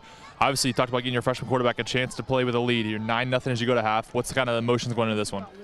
Listen, I think, honestly, we're a lot more comfortable right now. I think he's comfortable. You're seeing him. We had some RPO that he's pulling and trying to get in there. He got a nice one to Cam.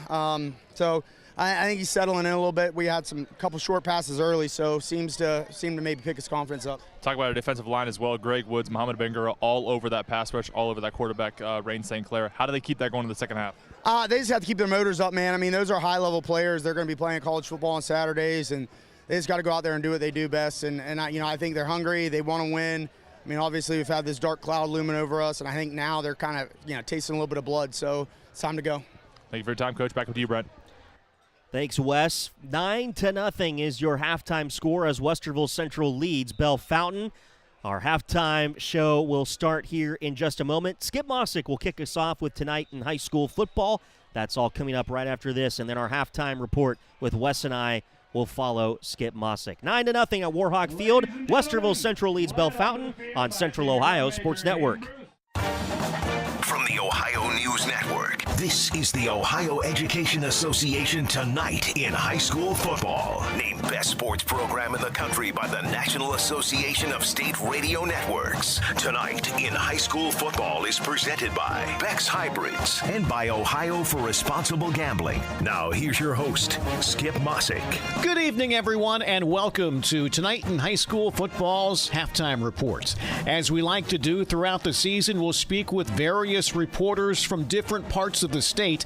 Tonight we'll talk a little Central Ohio high school football with longtime reporter Lee Cochran. Lee joins us next on the Ohio News Network. Every day, farmers rise before the sun and put everything they have into a job so few can do. Their courage, resilience, and relentless work shape the legacies and future of our country. At Beck's, we're proud to stand alongside those who don't wait to see what the world will do. They act, they lead, they are the difference. Beck's honors your commitment to your land, family, and purpose. And while we can't predict what the future holds, there is one thing we can do to change it, and that's be the difference. Right now, in every decision and every season. Friday night Under the Lights reminds us teamwork, dedication, and community start in our schools. I'm Ohio Education Association President Jeff Wenson, and on behalf of the OEA's 120,000 members, we are proud to sponsor tonight's game and even prouder to support our public schools. Whether it's touchdowns or textbooks, success starts with a strong foundation. From the classroom to the end zone, we believe in every student's potential because in Ohio, public education matters. Connect with Central Ohio Sports Network on Twitter and Instagram at COSN Audio and like us on Facebook at facebook.com/Central Ohio Sports Network. COSN social media will have score updates, pictures from the game, audio clips, interviews, and more. Follow and like today. Central Ohio Sports Network. Sports coverage by the fans. Poorly imitated, never duplicated. This is ONN's Tonight in High School Football. Once again, here's Skip Mossick. We are presented by Beck's Hybrids at Beck's. They are and will remain farmers at heart. And welcome back, everyone. Halftime of your game as we talk a little Central Ohio high school football this evening. Lee Cochran has covered high school football in Central Ohio for decades. And Lee, 2 weeks in now, any surprises in your opinion around Central Ohio one way or another? I don't know.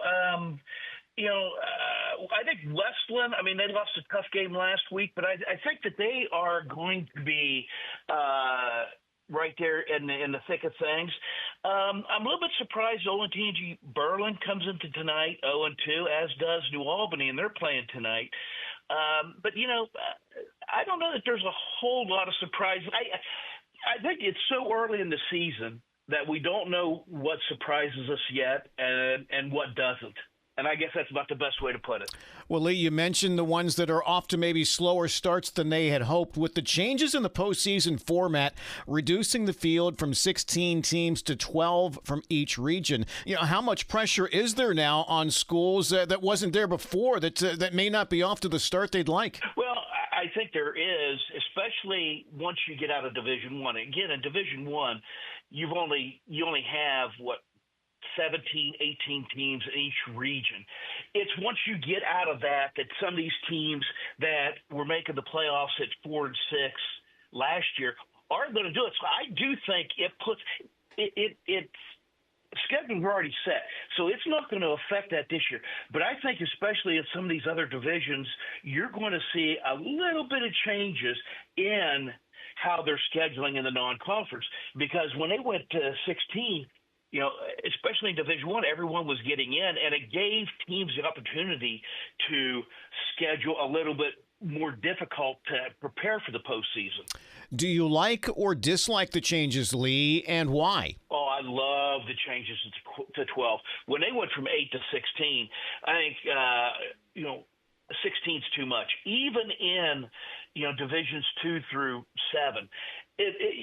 12, and you have something to play for too, because that means the top 4 teams get a bye, and that is very important, especially when you're at week 11. Well, Lee, we know the season will sort itself out, but I know just 2 weeks in, who's your top dog in Central Ohio in Division I at the moment? Oh, I think Olentangy is. Olentangy is just so stout on defense. So they gave up some points last week, which I was a bit surprised. But, they're down the middle. With defensive lineman Daniel Stevens, linebacker C.J. Santa, who's going to Ohio State, and safety Caden Gephardt, who's going to Clemson. They are just stout up the middle. And, as we know, defense always wins championships. Same question in Division II, Lee. I would say DeSales is going to be right there. Locally, I think that they are probably the team to beat. Big Walnut's going to be there too. Those are going to be your 2 teams. Now you got to remember you're in that you're in that region with Massillon, so that makes it a little bit tougher, as we all know, because they've been in that same region for a while. But I think in Central Ohio, those are the 2 teams I like a lot: DeSales and Big Walnut. You got to remember Big Walnut lost to Waterson 20-0 last year. They lose again this year, but after last year they won 13 in a row and made a state semifinal. You mentioned Waterson in Division III, Lee. Some are saying that this year's team might be even better than the one that went undefeated and won the state title a year ago. I think that quite possibly could be true, and a big reason is Drew Bellisari. He had a great year last year. He's playing dynamite, and this is a team that's won 32 out of their last 34 games coming into tonight, and they've gotten that, as you can see from the last 3 years, to where they are just reloading. They're not rebuilding at all. And, it took Coach Kennedy a little bit of time to get to this point, but he's there and really could make another run. And it's not so surprising that they're playing Toledo Central Catholic in the state title for the 3rd year in a row. Again, Lee Cochran has covered Central Ohio high school football for many years. Lee, we always appreciate your hopping on. Thanks for your insight, okay? You betcha. It's my favorite time of the year, Skip. You know that. And we'll be back on the Ohio News Network. Bex recognizes this week's Player with Heart, Reagan Schnipke from Elgin High School, for her commitment and passion on the field and within the farming community. I love being a part of a team where we can work together in order to achieve our goals and win, obviously. I also like independent sports like cross country and track because they're individual, and I like competing for myself. Reagan brings that same winning attitude to FFA. And I really like it, and I learn a lot, and it's a lot of good experience. Job interview taught me a bunch of stuff, and I'm also a student officer for FFA, and it's taught me a lot with public speaking. And maybe the greatest lessons are learned in agriculture. Agriculture has brought many aspects to my life. It has taught me that teamwork, hard work, responsibility, time management, and determination is needed to succeed in life. At Bex, we are and will remain farmers at heart. This is ONN. All right, thanks again to Lee Cochran for joining us tonight. Enjoy the second half of your ball game. I'm Skip Mossick on the Ohio News Network. This has been the Ohio Education Association Tonight in High School Football. Presented by Bex Hybrids and by Ohio for Responsible Gambling from the Ohio News Network.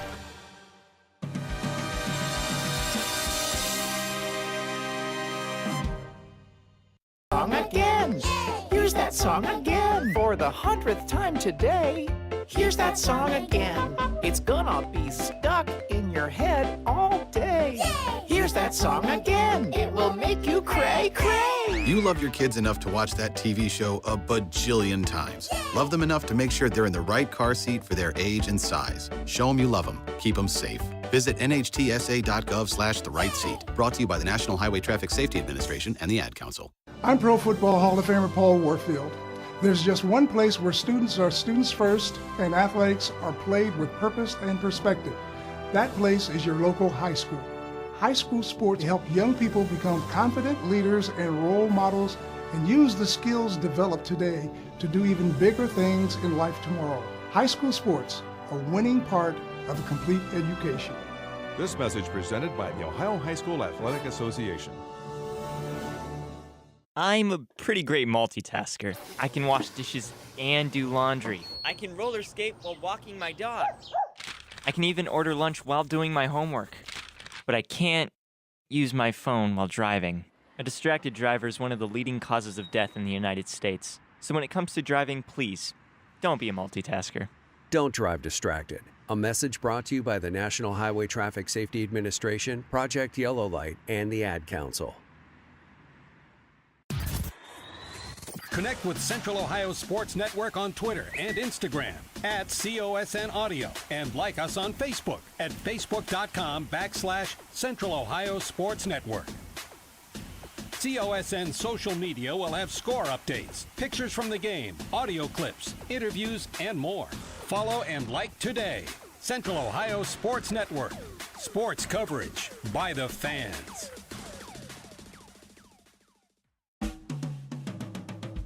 Welcome to the Halftime Report on Central Ohio Sports Network. Welcome inside the Halftime Report here on Central Ohio Sports Network. Brent Ford, Wes Minke with you. Warhawk Marching Band performing for the fans here at Warhawk Field as Westerville Central leads the Chieftains of Bellefontaine 9-0. That's right, you heard me, 9-0. Westerville Central with their first points of the season.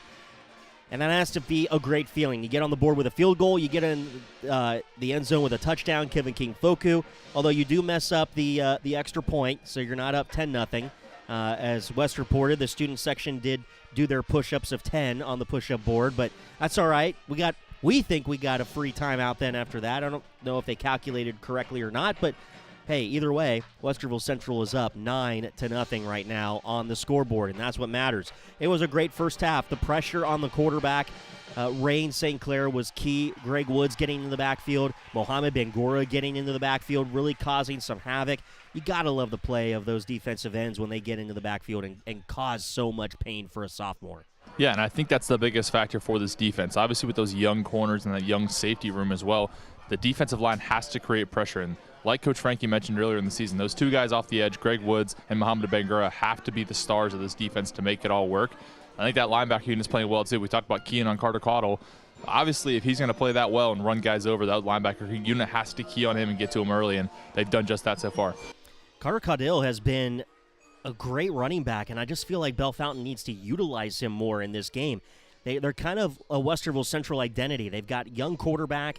They've probably got some good receivers, but they're not able to use them properly because of where their quarterback is at the moment, but they've got strong running backs.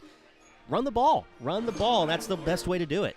And I think the biggest factor is, just like Coach Frankie said, it's hard to run the ball when you're playing from behind. And you want to utilize Carter Caudill. Obviously, he had 6 touchdowns week 1, but they won that game 55-30 or whatever it was. Lose game 2, he only has 30 yards in it. They lose 34-0. So it's hard to kind of keep those guys in it and keep those running backs that are aggressive and are big guys to run you over. It's hard to keep the ball in their hands when you're down by 20-plus points, like Central has been the past 2 weeks. So a game like this where you're up 9-0, it gives Central a chance to use Kevin King Foku, to use, Rylan Moran, to use Kajai Johnson maybe even, to use that kind of power to run you guys over. And Omar Bangura obviously performing like a star so far in this one so far too. That scoring drive for the touchdown, Westerville started at their own 19-yard line and got into the end zone with a 14-yard touchdown rush by Kevin King Foku. 9-0 your score here at the break. Defensively for Bellefontaine, they're struggling a little bit too. I mean, Westerville Central hurt themselves a couple times, but the Warhawks have had some pretty impressive drives, and it's just the inexperience of the young quarterback with some of those throws. But a couple throws so far tonight, especially that one over the middle to Omar Bangura, wide open, just threading the needle in that opportunity too. Just really good pass play there by the freshman. And you think too, I mean, the Warhawks did have the ball 2nd and 5 on with the goal to go situation. So snap the ball over the head of Nathan Miller, and obviously the rest is history. They get the field goal to put the first points of the year on the board, but it's a tough look when you're maybe looking at that, and it could be 13-14-0 right now. Different kind of a game. So obviously still 2 possessions, but 9-0 feels a lot different than 13. Right now, Westerville Central leads Bellefontaine 9-0 here at halftime. We'll have more of our halftime report as we continue from Warhawk Field. You're listening to the home of the Warhawks, Central Ohio Sports Network.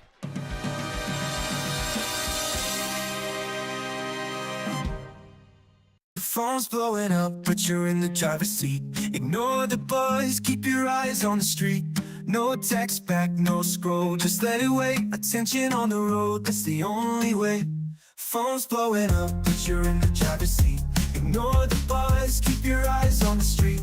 No text back, no scroll, just let it wait. Don't drive distracted. A message brought to you by the National Highway Traffic Safety Administration, Project Yellow Light, and the Ad Council. Jill, why don't you tell the class what you did this weekend? Well, my dad and I went in search of some magical minnows and found a zillion of them in the stream from our lookout rock. Then my sister and I escaped from an evil slug king and went back to my super twig fort for safety. Then we told stories till it got dark, and the Big Dipper led us all the way home. Wow. Where were you, Jill? We went to the forest. It's not that far away. Ask your parents to take you and your friends to the forest this week. It's closer than you think. Check out discovertheforest.org. Brought to you by the U.S. Forest Service and the Ad Council. Former Ohio State and NFL quarterback Bobby Hoying on life lessons through sports. The member schools of the Ohio High School Athletic Association share in the mission of educational athletics. That means that school sports are an extension of the classroom and play an important part of a well-rounded education. Student athletes do a lot more than just play sports, but it's the lessons they learn through sports that last a lifetime. This message brought to you by the Ohio High School Athletic Association. My mom has taken up going to the park to practice yoga. My dad's going to a club, but not a book club, a salsa club. Finding new hobbies comes with age. My mom has started getting lost and not knowing where she's going. Becoming lost or disoriented doesn't. Confusion with time or place may be a sign of Alzheimer's. An early diagnosis can help improve the quality of life for your loved one. Learn the warning signs of Alzheimer's at 10signs.org. Brought to you by the Alzheimer's Association and the Ad Council. You're listening to the Halftime Report on Central Ohio Sports Network.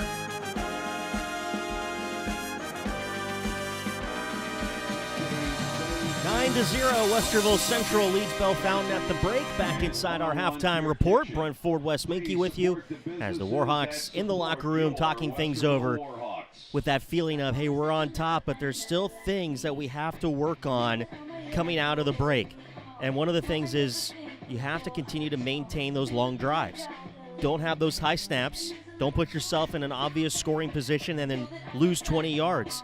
If Westerville Central can protect the football, get positive, not negative yards, then things will start to look up, and that's what you want if you're the Warhawks. You got to continue to work positive, and the defense is playing at a very high level. I've loved seeing how they're getting into the backfield. But Wes, if you're looking at the Warhawk offense, what are one or two things that you think need to change coming into the second half?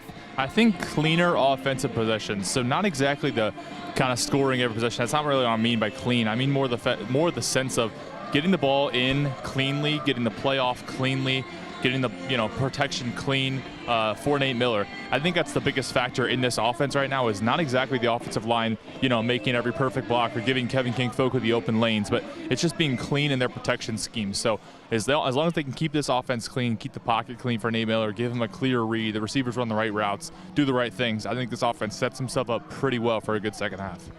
I would agree. The offense is starting to find a little bit of a rhythm, trying to find their identity. Omar Bangura, a big playmaker in that first half. That needs to continue going into not only the second half, but the rest of the year, because then that could open up other key players like Kevin King-Foco, Ja'Kai Johnson, Cam Hebner. Those guys could really then start to shine when the attention goes to someone like Omar Bangura, who's snapped off some big plays. And are you predicting anyone else to score here tonight, Wes? Is there another halftime prediction?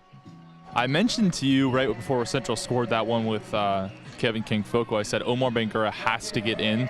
I don't know if for certain I'd pick him to get in, but he feels like the easiest pick right now. He's obviously had those big pop plays. One of those are due to score. I'm going to go Omar Bangura to score. One guy to keep a weird eye on that I think Central might get down there and play a little trick play with might be Cam Hebner. I would agree. I think that's going to be something to keep our eyes on, is how are they going to utilize these playmakers to get back into the end zone again. Right now, Westerville Central is on top of Bellefontaine, 9-0 here at the break. Both teams are out on the field right now, warming up for the second half. The fans have gone to the concession stands, They've gotten their hot dogs, their burgers. Wes and I had a hot dog and a burger at the break as well with some fluids in us. We're ready for the second half. We're recharged and refueled. We hope you are too. The second half action comes your way next, right after this on your home of the Warhawks, Central Ohio Sports Network. This has been the Halftime Report on Central Ohio Sports Network. I love playing sports, especially for my school. And that's because school sports are special. It's where it's safe to fail. It's where we're taught resilience, where our fear becomes confidence. It's where we learn to get back up after every fall. School sports are where 7.8 million students go from I can't to I can. This message presented by the OHSAA and the Ohio Interscholastic Athletic Administrators Association. Welcome to today's game. This is Paul Keels, and you know how much I love broadcasting the Buckeyes, but I also love high school sports. On behalf of the OHSAA, let's all do our part to set a good example and make this a fun and safe experience for the kids involved. I know this game means so much to the players, coaches, and fans, but high school sports are about much more than the wins and losses. They teach life lessons that will be with the players long after their playing days are over. Good luck to both teams, and remember to respect the game. This isn't Madison Square Garden. These drills probably won't make anyone a #1 draft pick. But these players are practicing for something important. While they work on their jump shots, they're also learning teamwork, discipline, self-confidence, how to deal with wins and losses. Skills that will make them winners long after they leave the court. Support high school activities in your community, because when kids take part, they get set for life.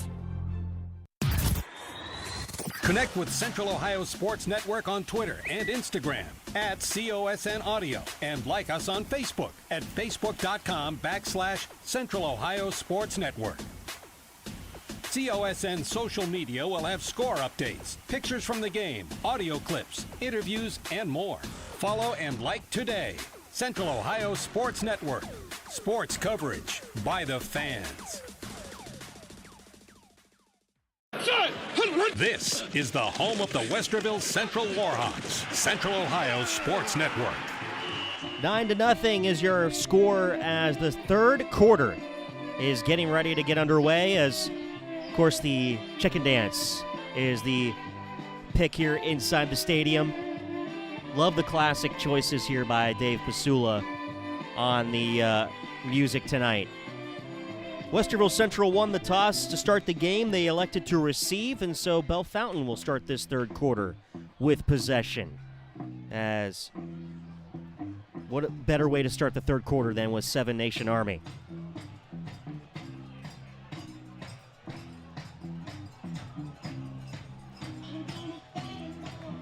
Let's go down to the sideline with Wes Minke. And Wes, how's that energy level for that Warhawk sideline?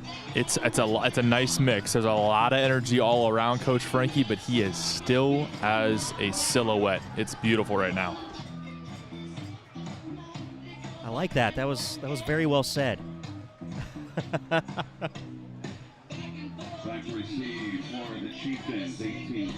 Westerville Central will get it teed up and ready to kick it away. Kicking off for the Warhawks, Cohen Buss. Cohen Buss has it teed up, sends it away. And this one is going to go into the end zone for a touchback. And so the Chieftains will start at their own 1st and 10 at the 20.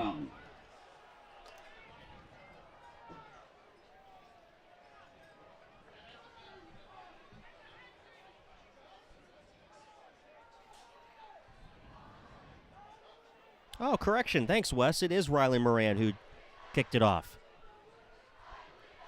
Appreciate that correction. So third quarter action, Westerville Central on top, 9-0 over Bellefontaine. Bellefontaine with the football to start this third quarter. And Rain St. Clair will go under center with one back in the backfield, 3 receivers to the far side right, 1 near side left, ball near hash mark at his own 20-yard line. Brings a man in motion from that far side into the slot. They'll play action fake onto the roll far side. St. Clair's pass incomplete along the sideline. Sutton Daring. Falls incomplete, brings up second down. Coverage on that by the Warhawks. Have to admit, I'm glad I remembered my lamp this time for up here in the press box. It gets very dark on the roof. For those watching on YouTube, probably don't see much of what's going on behind the mic, but at least you can see the nice glow of the lamp. St. Clair out of the shotgun, hands it off to Caudill, and he'll make his way to the 23-yard line. Pickup of a couple yards. That'll be third down now, but not before an injured Warhawk is down on the play. And hate to see that. Officials timeout. Athletic trainers will come out and attend to the injured Warhawk. Gain of 3 on the play. It's 3rd and 7 and 23 for Bellefontaine. It'll be 3rd and 7 coming up for Bellefontaine as the injured Warhawk is attended to back at the 20-yard line. And Coach Frankie out there. Warhawk sitting up now. Comes to his feet, and he's going to need some help coming off the field as gingerly coming off, not putting a lot of pressure on that right leg.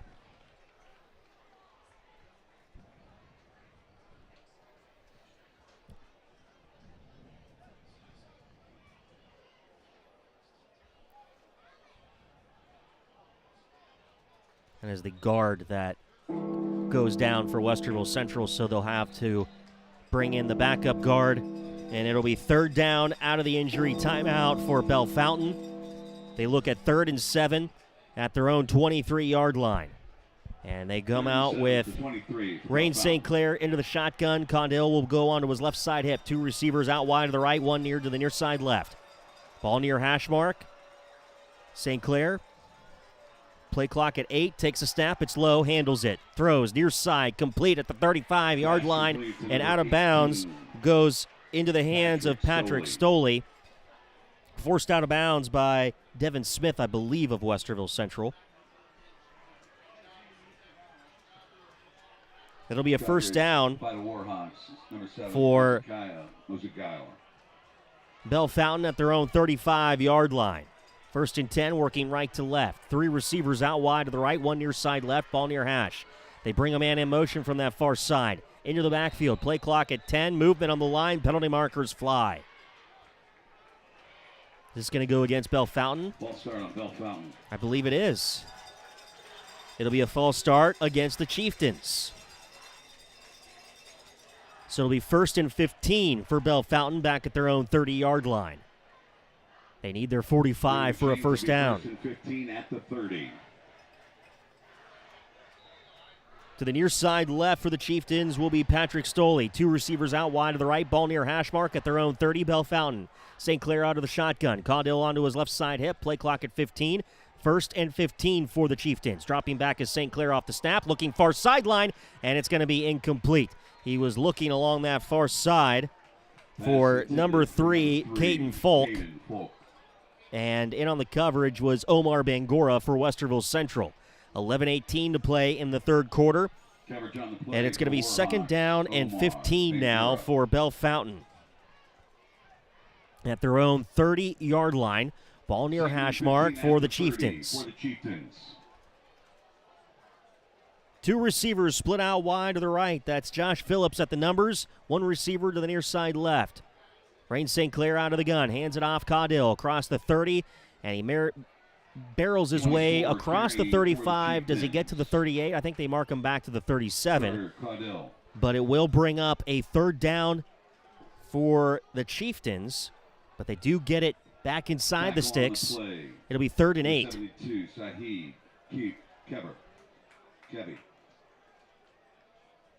3rd down and 8. From the 37-yard line for Bellefontaine, they work with 2 receivers to the far side right. Mohamed Bangora checks into the game. 1 receiver near side left for Bellefontaine. Rain St. Clair out of the shotgun. Ball near hash mark. Low snap, handles it. Has time, throws near side. Incomplete! They were looking on this near side, and it falls incomplete to C.J. Butler. Nick Creaky was in on the coverage. Chris Lamp was also in the area for Westerville Central. It'll be 4th down for Bellefontaine. Number 13, Cam Hebner back deep to receive the punt from St. Clair. On 4th down for Bellefontaine at their own 37-yard line. St. Clair sends it away. Hebner lets it bounce near side, and it goes out of bounds. Westerville Central will have the football for the first time in this third quarter.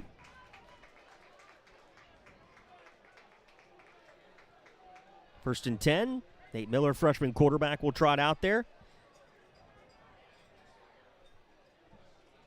10:27. Take over. First and 10 at the 32. Ball will be spotted at the 32-yard line. First and 10 for Westerville Central. Nate Miller will work out of the gun. 2 receivers to the far side left. Working left to right as we see it. Ball near hash mark. Miller high snap, but hands it off Kevin King Foku. And he'll make his way to the 34-yard line. It'll bring up second down. Westerville Central, they lead 9-0 over Bellefontaine right now in the third quarter. 2-yard gain on the play. It's 2nd and 8 on the 35 for the Warhawks. Nate Miller breaks the huddle. Miller will go into the shotgun. Hebner is going to come to the near side right with one man inside of him. Omar Bangura goes out wide to the left. Miller out of the gun with Foku onto his left side hip. They'll hand it off. No play action. They throw far side, and it's caught to Blas. Barrels his way to the 40, down to the 45-yard line. Kevin Blas picks up the first down for Westerville Central. For the Warhawks. And that's another first down. First and 10 on the 45. Patrick Stoley, number 18. First and 10, and timeout on the field. Officials timeout. This will be an officials timeout. There is an injured Warhawk down back at the 35-yard line. That's Omar Bangura. He's going to have some help coming off the field from his teammates. He's going to need attended to. Wes just told me in my ear that the injured Warhawk from the previous possession, the guard, defensive tackle, Jalen Spriggins, will not be coming back into the game. He's going to be out for this one, the remainder of the way. Warhawks, ball on the 45. So first and 10 for Westerville Central at their own 45-yard line. Omer Bangura on the sideline. Ball far hash mark for Westerville Central. Ja'Kai Johnson works in the backfield. Miller will go into the shotgun. And we're going to get whistles here before the snap. Officials timeout. And they're going to send one of the offensive linemen off the field.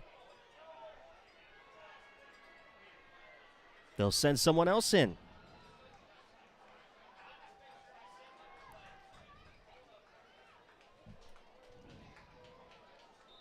Noah Mitchell had to come off the field. 9:30 to play in the third quarter. Westerville Central first and 10 at their own 45. Miller out of the gun. Hands it off to Kevin King Foku and gets tripped up from behind. A loss of yards in the backfield, and he was tripped up by Caleb Overman of Bellefontaine.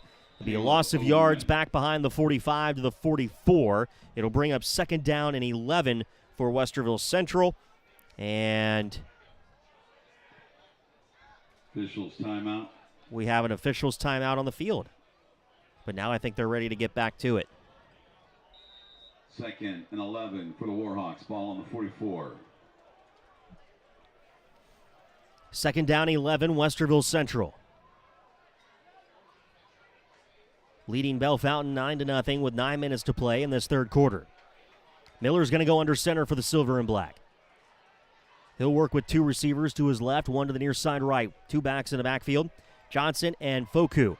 Lots of movement on the line. And Foku's going to lose the football in the backfield. It's going to be a fumble and picked up on the play by Jeffrey Board McLean, for Bellefontaine. No penalty markers were on that play, and it's going to be a Bellefontaine possession now. Boy, there was a lot of movement there with no whistles, and no one knew if it was actually the snap or not. 55 on the sack. Julius Butler. And number 4 on the recovery, Jeffrey Board McLean. Chieftains ball, 1st and 10 on the 39. So at the Westerville Central 39-yard line, the Chieftains will take over at the 8:41 mark in this third quarter. And St. Clair airing it out, far side, and it's incomplete. He was looking deep at the 5-yard line to Spencer Stoley, incomplete. Several Warhawks in on the coverage, one of them being Christian French.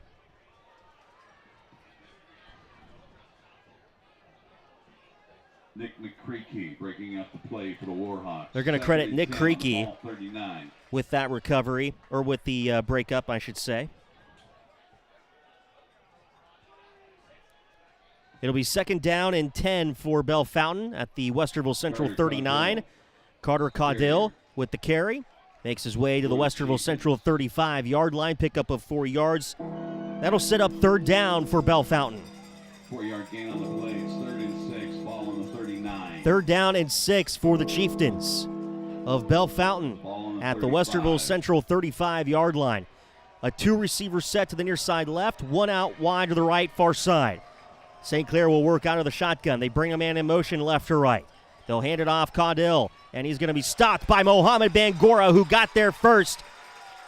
And that will bring up a 4th down for Bellefontaine. And they lose, they lose a yard back to the 36 of Westerville Central. So it'll be 4th and 7 now for Bellefontaine.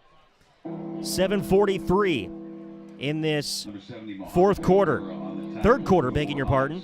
Got ahead of myself. 9-0. Westerville Central leads, and Bellefontaine says, we're in enemy territory. We're going to go for it on 4th and 7, but not before a timeout by the Chieftains on the sideline. Timeout for Coach Jason Brown, head coach of the Bellefontaine Chieftains. And let's check in on the sideline with Wes Minke on a report from Omar Bangora. Yeah, dealing with some calf/ankle injury tightness. Looks like he kind of got a little bit of pickle juice, some water, a little mixture of that. He seems to be warming up on the sideline, kind of doing some high knees and getting some activity back into that area. He seems like he's going to go back in.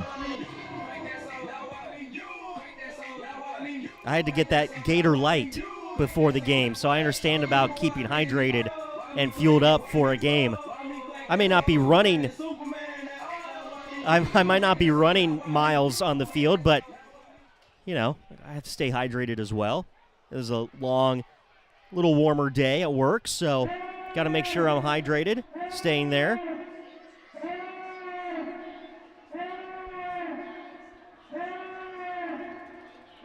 So out of the timeout, 4th and 7 for Bellefontaine at the Westerville Central 36-yard line.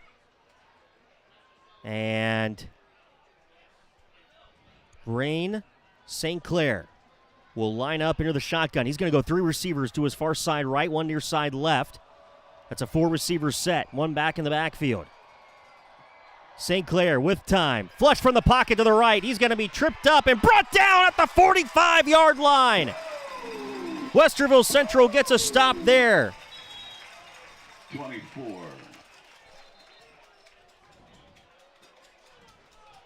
There's a penalty marker on the near sideline, and it's going to be a sideline warning on Westerville Central. 24 on the sack, Moise Crozier.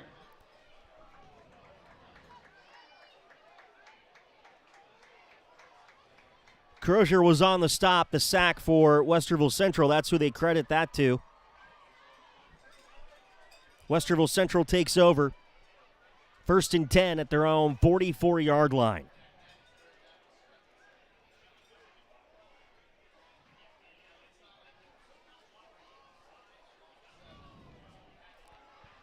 So Westerville Central, 7:20 on the third quarter clock. At their own 44, 1st and 10.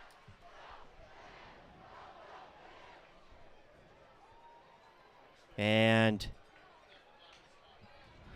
gotta, where's the ball boy at? Gotta get a football in there. Gotta get the Westerville Central football in there. The only sport where it matters which ball you play with on each snap. Very particular. Each quarterback, each receiver, each punter, very particular about the feel of the football. And now we're ready to start this back into action. 1st and 10, Westerville Central at their own 40-yard line. 2 receivers out wide to the left for Miller out of the gun.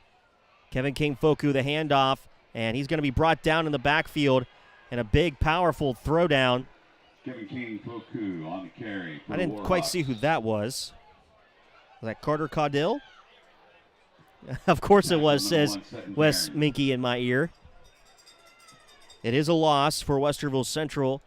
Back to the 38. 12 at the 38 for the Warhawks. 2nd down 12 for Westerville Central.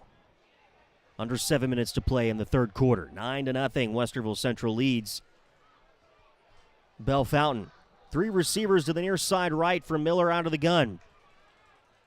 Miller wants to throw, fires, caught at the 45-yard line, and breaking into midfield goes Julian Bradley for Westerville Central. He's going to be close to a 1st down, and I think they're going to give him those 12 yards. Another 1st down. So 1st down, Westerville Central at the midfield stripe. 1st and 10 for Westerville Central on the 50-yard line.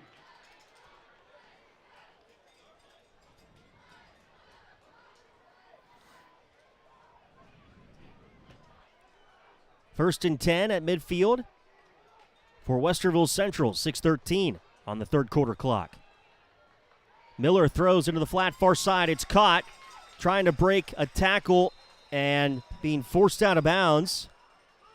Didn't see the number. That's Cam Hebner with the catch. 2nd and 6. Gain of 4 to the Bellefontaine 46-yard line. 2nd down 6 coming up for Westerville Central. Phillips for Bellefontaine. Westerville Central. The offense has played pretty well tonight. 1 or 2 mistakes, but so far all positive as they work on the far hash at the Bellefontaine 46. That's Bangura in motion to the near side. He breaks some tackles up the middle, gets to the 40-yard line, and that'll be enough for a 1st down. Westerville Central, pickup of 6 yards on the play. Brought down by number 10, Devin Board McLean. Well, you can tell that Omar Bangura is not quite 100% yet out there on the field. But that time, a great play. Hopefully the hydration works for him throughout the rest of the 2nd half. As we reach the 5-minute mark to play, it's 1st and 10, Westerville Central at the Bellefontaine 40. Miller out of the gun, dropping back, has some time. Looks, throws far sideline to Omar Bangura and purposely overthrows him out of bounds. It'll bring up 2nd and 10 for the Silver and Black. And on the coverage for Bellefontaine was 13, Carson Drake. 13 on the coverage for Bellefontaine, Carson Drake. 2nd and 10 for the Warhawks. Ball on the 40. Well, the only problem with my lamp up here in the press box is, the bugs like to fly around it.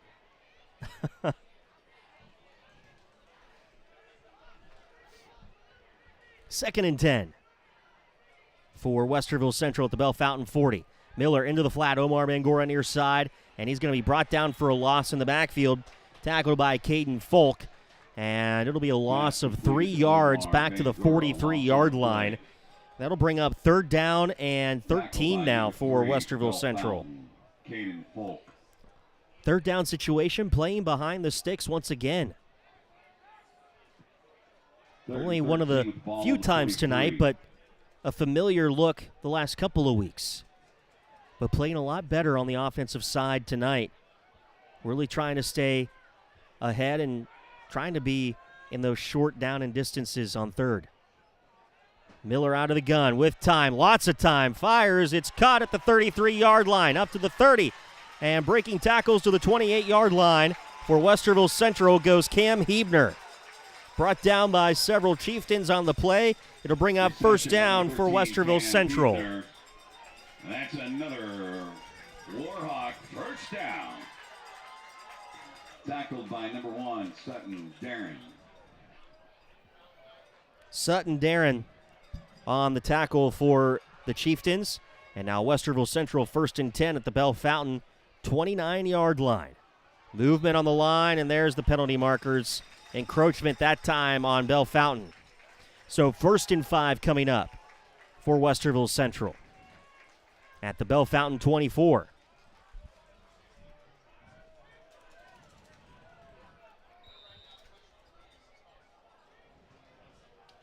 Miller under center with 3 backs in the backfield.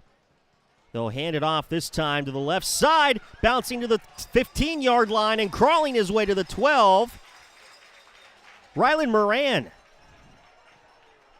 Enough for a Warhawk first down. Inside the red zone at the 12-yard line. 1st and 10, Westerville Central.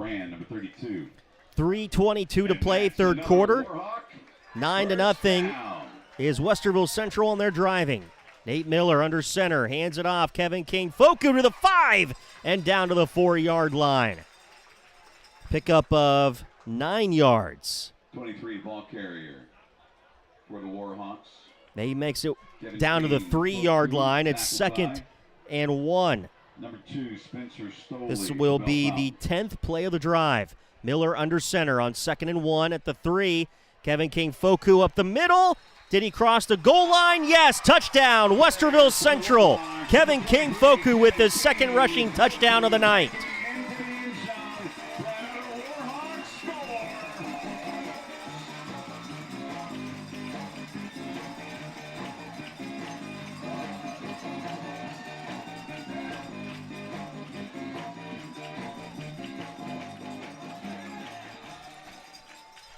This time I'm looking up. The point after 2:45 to play in the third quarter. Westerville Central 15, Bellefontaine nothing. The point after here is up, and it is good. Cohen Bus puts it through the uprights, and Westerville Central leads Bellefontaine by a score of 16-0 after that drive. Finishes into the end zone for Kevin King Foku, his 2nd touchdown of the night, of the season. 2:45 on the third quarter clock. Down to the sidelines with Wes Minke, and that had to be another breath of relief for Westerville Central getting into the end zone again. Yeah, you can tell there's a noticeable difference on this sideline, and I want to highlight one thing with Nate Miller. He looks noticeably more confident in that pocket. More guys coming up. He kind of feels himself. He's confident again, and I think Kevin King Foku is the biggest factor in that right now. Warhawks getting set to kick it away. Rylan Moran will tee it up. And back deep, Spencer Stoley and Patrick Stoley back deep for Bellefontaine. Patrick Stoley and number 2, Rylan Moran Spencer Stoley will send it. And this one into the end zone for another touchback by Rylan Moran. 10 at the 20 for the Chieftains. Bellefontaine, 2:45 on the third quarter clock. From their own 20, 1st and 10.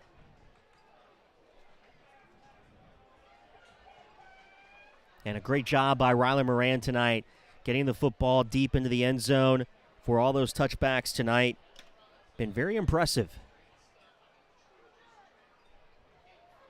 Rain St. Clair for Bellefontaine will break the huddle.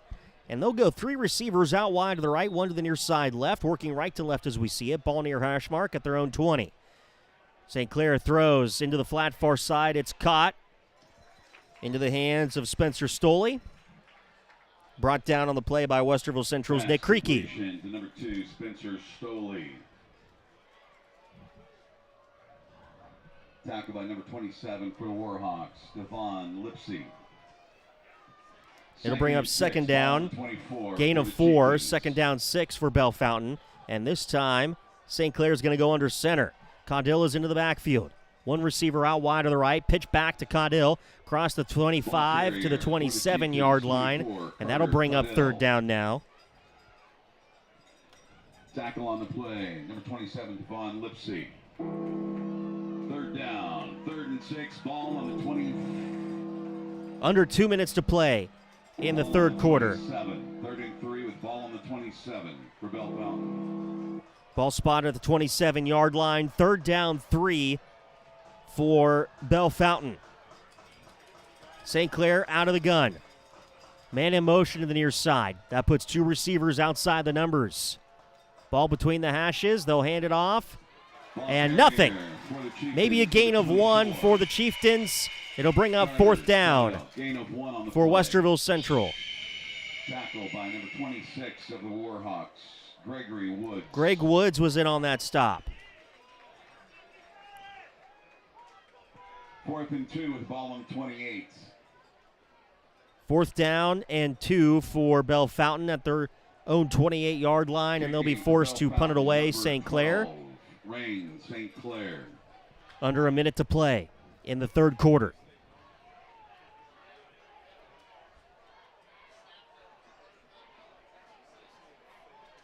St. Clair, delay a game. They didn't get the snap off in time. Delay a game. It'll be a longer 4th down for Bellefontaine.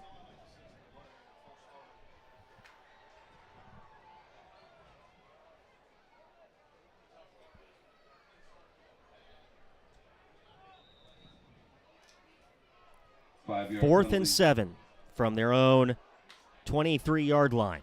Bellefontaine, high snap for St. Clair, handles it, sends it away. No one back for Westerville Central to receive the punt, and it's going to take a bounce right around the 47-yard line. It'll be 1st and 10, Westerville Central.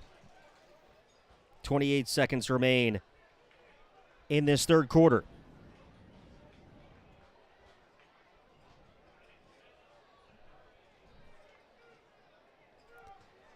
Warhawks start at their own 47. Coming up in the post-game tonight, we'll talk with head coach Josh Franke. And Wes Minke will grab a player of the game for us as well. Hopefully he's starting to think about who he wants to talk to in the post-game. 28 seconds in this 3rd quarter remaining. Nate Miller for Westerville Central. Pump fakes, throwing near sideline, looking for Hebner, and it's incomplete. Batted down was Patrick Stoley.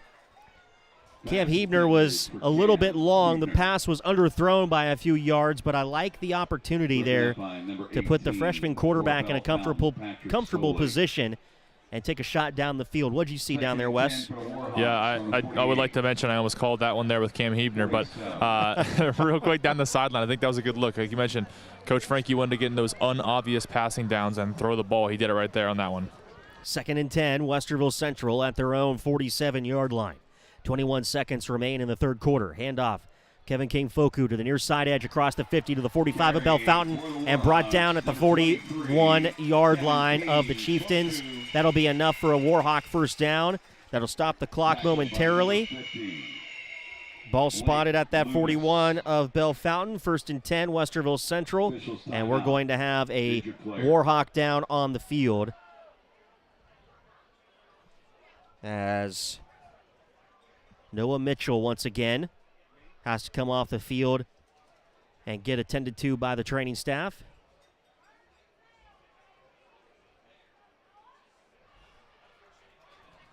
So he will come off. And out of the injury timeout, Westerville Central will look at a 1st and 10 with 15 seconds to play in this 3rd quarter. 1st and 10 for the Warhawks, ball on the 41. Clock rolls. You don't have to snap this ball. You can get to the 4th quarter if you want, if you're Westerville Central. Game clock at 4 seconds. Nate Miller. And that'll be the end of the 3rd quarter as Westerville Central leads Bellefontaine by a score of 16-0. One final quarter remains in this one on COSN.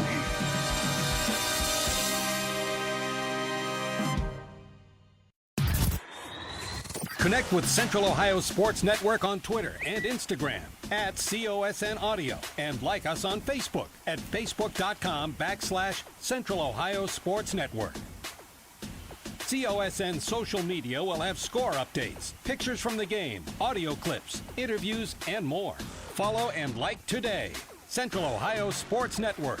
Sports coverage by the fans.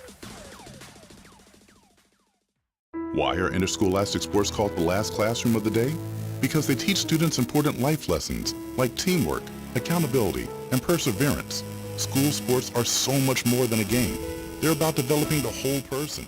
That's why they're an essential part of every student's education. Encourage your student to participate in the last classroom of the day. Interscholastic sports in Ohio. This message presented by the OHSAA and the Ohio Interscholastic Athletic Administrators Association. This is the home of the Westerville Central Warhawks, Central Ohio Sports Network. Omar Bangura gets the snap, and he takes it all the way to the Bellefontaine 20-yard line. Welcome to the fourth quarter of action here on COSN, as Nate Miller took the snap and handed it off to Omar Bangura with a big gain on a first down run. It's going to bring up another first down for Westerville Central. And what a way to start the fourth quarter if you're the Warhawks. Right there at the 20-yard line now of Bellefontaine. You already put a score up on the board in the third quarter. You're trying again here. Here's Nate Miller, who goes under center. Westerville Central leads 16-0 over Bellefontaine. Miller hands it off. Kevin King-Foku, and he's brought down on the play by Caleb Overman. And let's go down to the sideline and check in with Wes Minke. Yeah, that last play there looked like the whole offensive line started going before the snap was in the hands of Nate Miller. Obviously didn't call a false start, but that play didn't go anywhere either. 2nd and 10, Westerville Central, with 11 minutes to play in the game, leading 16-0 over Bellefontaine. Ja'Kai Johnson's going to go into the Wildcat. Miller goes into the slot far side. Johnson wants to throw over the middle, and it's going to be caught into the end zone. Touchdown, Kevin Blas.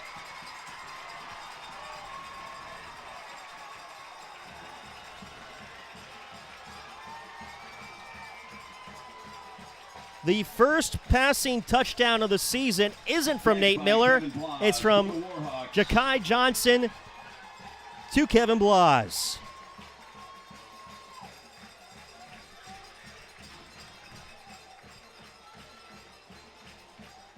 Incredible. 44 kick for the extra point. The point after, Owen Buss puts it up, and the Warhawks extend their lead 23-0. And let's go down to the sideline with that reaction from Wes Minke. Yeah, this Warhawks sideline's pretty into it now. That's a big change of events. A huge play by Omar Bangura, followed up with a big touchdown. Of course, that's going to get the Warhawks into it. So I would like to see what Coach calls here on this next offensive possession. We saw him talk about before week one, he talked about potential of Ja'Kai Johnson maybe playing in that quarterback role in that Wildcat system, and we got to see it right there. So excited to see what else he can do tonight.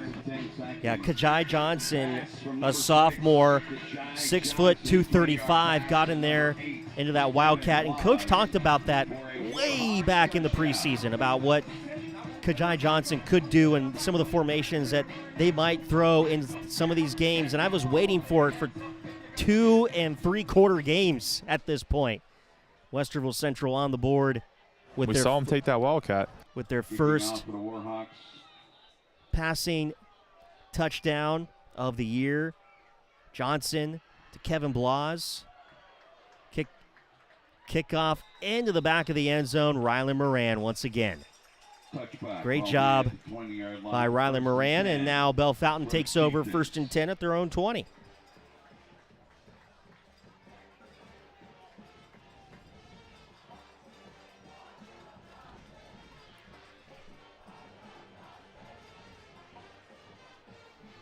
.10:47 to play. Bellefontaine offense back out there here in this fourth quarter.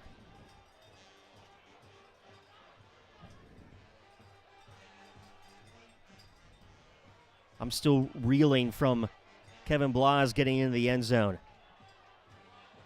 Amazing play. Rain St. Clair with 4 wide, 3 to his right. Takes the snap, throws into the flat near side, caught at the 20-yard line, up to the 24, goes to Spencer Stoley. Julian Bradley was in on the tackle for Westerville Central. 10:31 to play.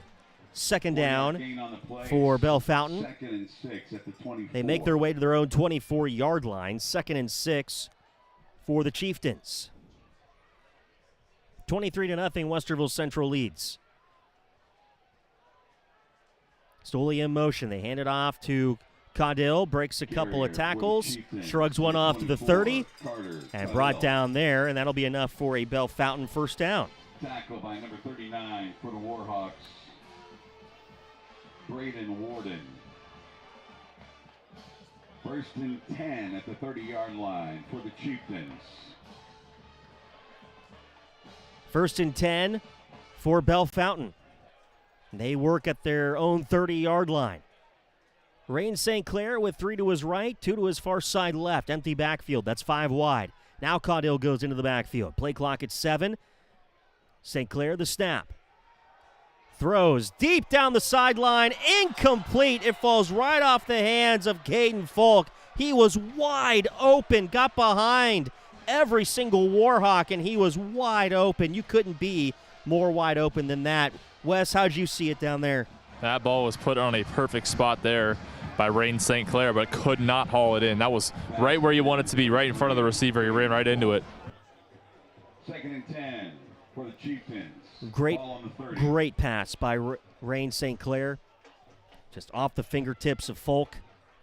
2nd down and 10 for Bellefontaine. At the 9:36 mark at their own 30-yard line. St. Clair airing it out again. Far sideline looking for Folk again, but this time out of bounds and incomplete. That'll bring up 3rd down now for Bellefontaine. Incomplete pass. Coverage for the Warhawks. Number 14, Julian Bradley. 3rd down and 10. 3rd and 10. Julian Bradley was in on the coverage for Westerville Central on that last play. 9:29 on the 4th quarter clock.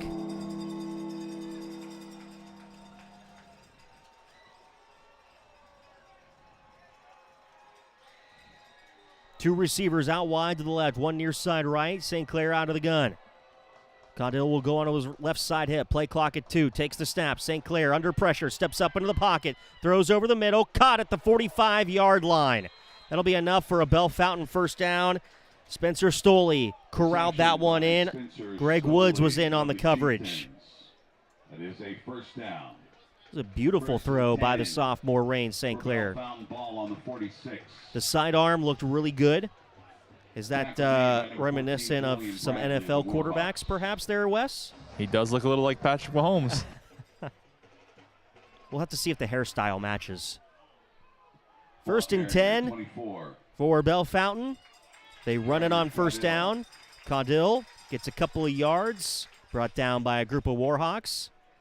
Mohamed Bangura there. Tackle number 70, Mohamed Bangura. Gain of 2 to the 48-yard line. 2nd down and 8 coming up for Bellefontaine, excuse me. Bellefontaine will have 2 timeouts remaining according to the scoreboard. 3 for Westerville Central. St. Clair out of the gun. 8:30 to play. Takes the snap, hands it off to Carter Caudill into Warhawk territory at the 47-yard line. That'll bring up a 3rd down and 3 for Bellefontaine. Mazagala. 3rd down. 3rd and 3. Ball on the 47. Musagala was on that last stop for Westerville Central. 3rd down, 3. Bellefontaine at the Westerville Central 47. 8 minutes to play in the game. St. Clair to Caudill on the snap. Handoff. Gets to the Westerville Central 44-yard line. That's enough for a first down. Wes, we said it at halftime. If Bellefontaine runs the football, they can control a lot of the clock and the pace of the game. Yeah, they've done a good job of that here early on with Carter Caudill, but I think behind the clock, obviously 23-0 the scoreboard as well, doesn't really favor the run game for Bellefontaine, but I will say Rain St. Clair's look good. Low snap to St. Clair, rolls out to his left. Greg Woods all over him and brings him down in the backfield for a loss, and now there's a late penalty marker on the play as well. Sacked by number 26 of the Warhawks, Gregory Woods. Let's see what the penalty is, though. Face mask against Westerville Central is the call. Man, that one hurts. I didn't see it from my vantage point.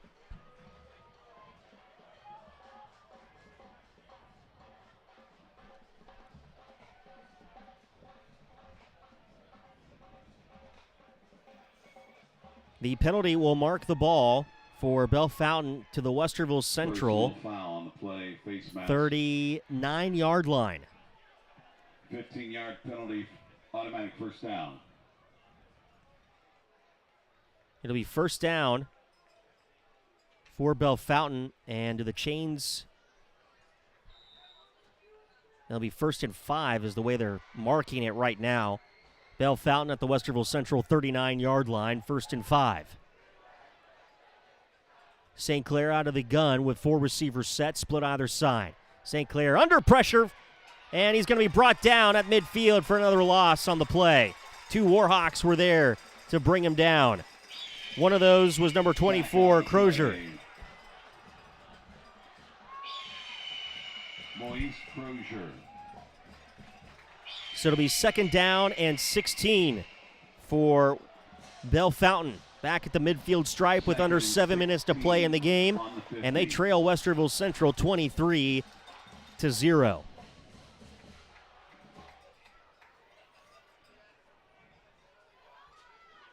2nd, 16, ball from the far hash mark. St. Clair dropping back, throws far sideline, caught at the Westerville Central 36, and out of bounds goes Patrick Stoley. And he'll make it to the Westerville Central 35-yard line. That's going to bring up 3rd down and 1. More manageable 3rd down now for Bellefontaine, and this will be their 11th play of the drive. Tackle on the play, number 39, Braden Warden. Clock is stopped at 6:26. 3rd down. St. Clair will go into the gun. He's got 3 receivers, near side right, 1 far side left, ball far hash mark. Carter Caudill gets the handoff, and he gets at least 1 yard. That should be enough for a first down to the Westerville Central 34-yard line. 1st and 10 at the 34-yard line for Bellefontaine. And they do give it to Caudill. 1st and 10 at the 34 of Westerville Central for Bellefontaine. 6:12 to play in this one. And a 23-0 lead, Westerville Central over Bellefontaine.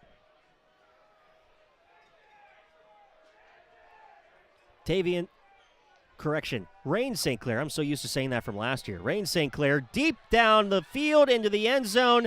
Incomplete. He was looking for Josh Phillips, and it falls incomplete. Number 5, Josh Phillips. Westerville Central had coverage by number 5, Dominic Least. Dominic Least was in on the coverage, and maybe even Devin Smith. Second down coming up for Bellefontaine at the Westerville Central 34-yard line.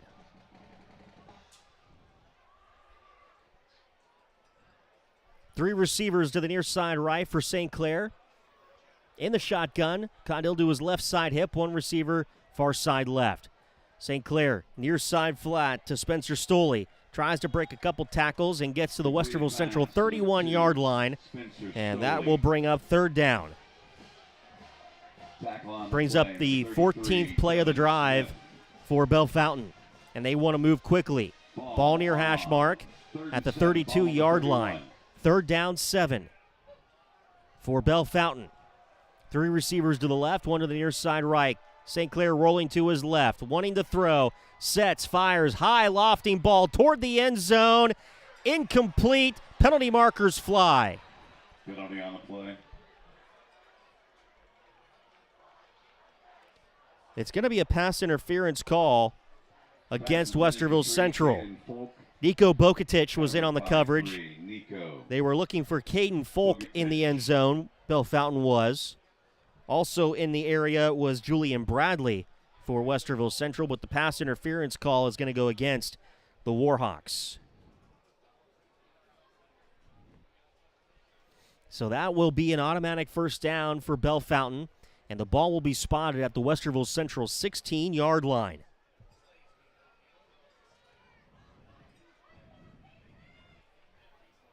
5:14 on the fourth quarter clock. Ball near hash mark for Bellefontaine, working left to right as we see it. Handoff to Carter Caudill, and maybe a loss to the 17-yard line. It should bring up 2nd and 11 for Bellefontaine. The 16th play of the drive coming up.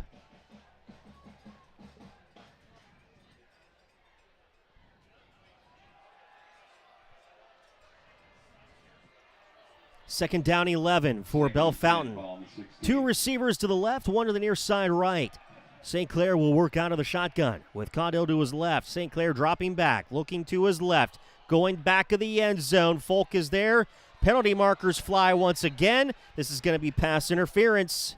Westerville Central, Nico Bokatic. 3 was the intended receiver for the Chieftains, Caden Folk. And 3 on the coverage for the Warhawks, Nico Bogatic.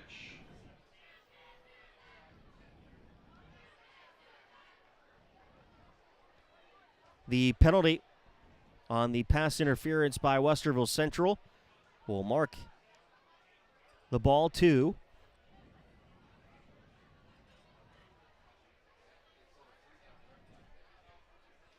the Westerville Central 8 correction.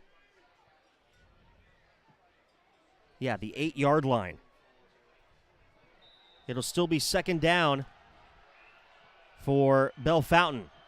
Second and a couple. Caudill to the near side edge. Keeps to his feet. Dives toward the pylon near side. Touchdown for Bellefontaine. Carter Caudill from 8 yards out.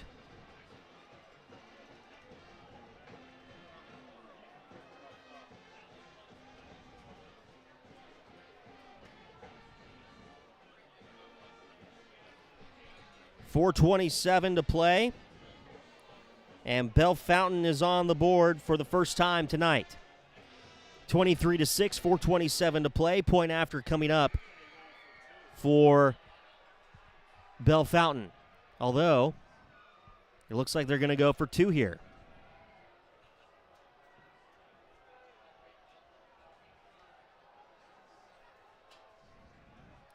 St. Clair out of the gun. 3 receivers to his right, 1 to his left. 2-point conversion attempt here for Bellefontaine. Into the end zone, incomplete. They were looking across the middle to Sutton Daring. And it falls incomplete, and that will make it 23-6. Westerville Central still in the lead. But Bellefontaine is up on the board. After a 16-play drive. 4:27 to play. And Wes, I thought that was a pretty impressive drive there by Bellefontaine. Yeah, it was pretty impressive, especially with the aspect of they got down the field pretty effectively off of penalties alone. They moved the ball well with Carter Caudill. He continued to look good. He impresses, but not Tavian. Rain St. Clair, there it is. I did it just like you did. Rain St. Clair, obviously moving the team down the field as well with his arm. So he looks good. He drew 2 big penalties down in the red zone, and obviously the non-conversion on that 2-point attempt is a big factor for the Warhawks. It keeps it to a 3-score game at a minimum.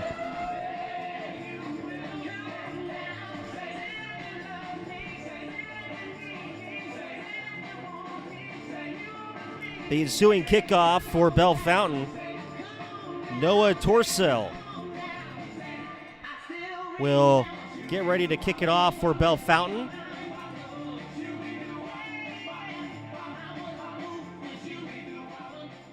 Kicking for the Chieftains, number 98, Noah Torcel.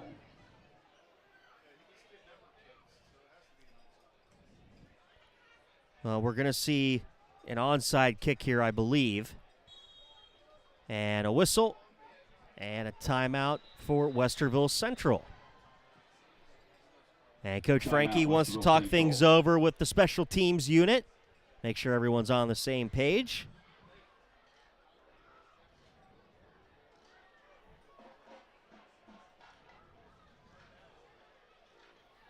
This is a critical moment for the Bellefontaine team, who would really like to get this football back and if they do get it back on an attempted onside kick, Wes, they're going to have to move the ball pretty darn quick. Yeah, like I mentioned, 3-score game at a minimum right now. 2 touchdowns and 2 two-point conversions only get you to 22, which is still a point behind what the Warhawks have now. So they have to have 3 scores. That last 2-point conversion was very impactful and a big stand by the Warhawks.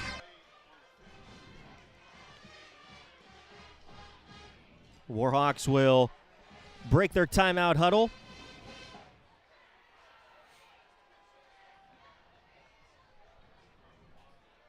.427 to play in this one as Westerville Central leads 23-6 over Bellefontaine. Kicking off for the Chieftains, number 98, Noah Torso. Back to receive. Noah Torso. Number 3, Nico. Has it ready. And we'll see which way he does the onside kick here. Has to go 10 yards. Got a good bounce on that far side. It looks like Bellefontaine touched it, though. 7 yards up. Yeah, that'll be an illegal touching. That is a penalty marker on Bellefontaine. Just not the right kick. It didn't have the right angle off the tee. That's something you practice, but probably not very often at the high school level because kickers are pretty rare at the high school level, so you have to really make sure you have someone who can really perform that. And the ball was going to go out of bounds, probably 8 yards up, so that would have been the 48-yard line. So either way, there would have been a penalty on that kickoff for Bellefontaine. 10 for the Warhawks at the 48. 1st and 10, Westerville Central at the Bellefontaine 48-yard line with 4:27 to go in the game. Miller out of the gun, hands it off to Kevin King Foku up the middle to the 45, Kevin King, Foku, and gets to the Bellefontaine 44-yard line as the Warhawks, I would assume the game plan here, Wes, would be just drain as much clock as possible. Yeah, I think Coach Frankie is completely content with the 23-6 win. I think he is 100% just trying to get about 3 first downs here and drain this clock. Nate Miller will go under center, takes the snap. They hand it off in the backfield for a loss. Rylan Moran is on the carry for Westerville Central. And now we've got an injured Warhawk on the far side. That'll stop the clock at 3:39. 24 on the tackle for the Chieftains, Carter Caudell. Carter Caudell was on the last stop for Bellefontaine. The injured Warhawk being attended to on the far hashes at the Bellefontaine 47-yard line. Rylan Moran. Warhawks on the near sideline will take a knee as the officials attend to that injured Warhawk who is still down.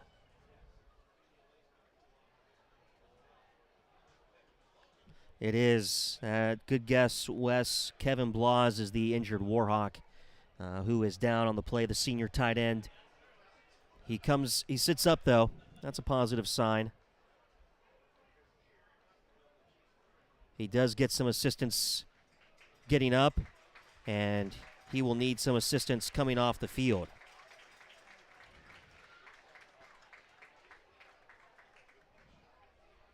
And Kevin Blas will make his way to the sideline.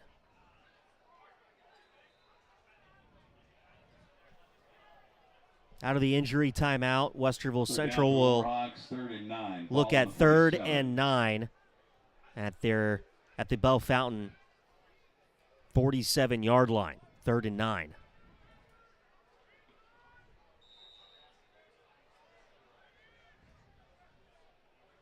Miller out of the gun. 3 receivers to the near side left, man in motion. Here comes Miller, time in the pocket, rolls to his left, under pressure, fires over the middle, and it's caught at the Bellefontaine 37-yard line by Cam Hebner, who was able to dive and get underneath of that football That'll be a fresh set of downs for the silver and black. Warhawk, first down. Coverage on the play, number 7 for the Chieftains, Caleb Seacrest. Caleb Seacrest on the coverage for Bellefontaine. First and 10 for Westerville Central at the Bellefontaine 37-yard line, 3:10 to play. Westerville Central leading 23-6. Handoff to Foku up the middle and gets down to the 34-yard line of Bellefontaine. Second down coming up for the Warhawks. By number 52, Trey Devo. And Kevin Blas will not be returning to this game. And that's probably a good thing. You don't really need him the next 2 minutes and 42 seconds. Allow him to just rest on the sideline the rest of this game and think about getting healthy for next week, as Miller will go under center for Westerville Central. Toss it back. This will be Riley Moran cutting the edge near side and out of bounds at the 30-yard line. Riley Moran for Westerville Central gets a nice little chunk of yards there. It'll bring up third down for Westerville Central. 2:25 to play.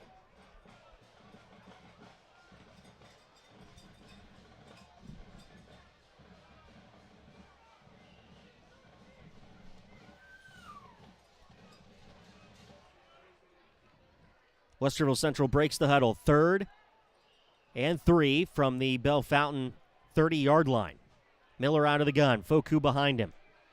High snap. Kevin King Foku breaks a couple tackles to the 25 and makes his way to the 24-yard line. And we're going to have an injury timeout for Bellefontaine this time. Kevin King Foku on the carry. As that looks like it'll be Caleb Tackle. Overman, who's down on the play for Bellefontaine, and he will be attended to by the training staff of Bellefontaine. 2:21 to play.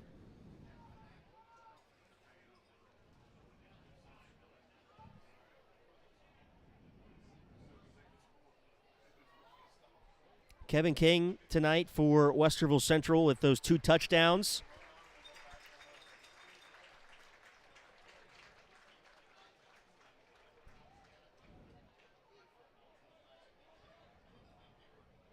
He at least had 17 yards on those 2 touchdown runs. I'm not 100% sure what his total yardage is. I don't keep track of that, unfortunately. I know what a total drive yardage might be, but as far as the individual runner goes, I would assume he's close to the 3 digits. But 2:21 to play. Injured Chieftain comes off the field. It's 1st and 10 for Westerville Central at the Bellefontaine 24-yard line. Nate Miller wants to throw, going toward the end zone, wide open and in the end zone. Touchdown, Westerville Central. Unbelievable play. Wide open was Greg Woods. Pass to number 26, Gregory Woods. They're going to bring this one back, unfortunately.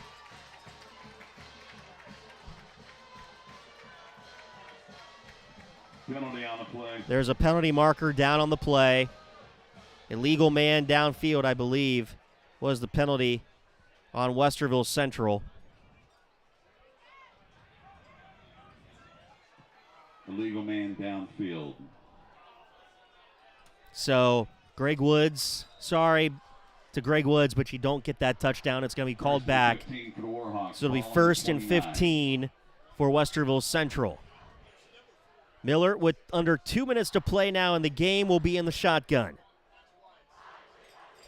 They'll hand it off to Kevin King Foku, and he's dropped in the backfield for a loss, and on that tackle was Carter Caudill. 3 on the carry.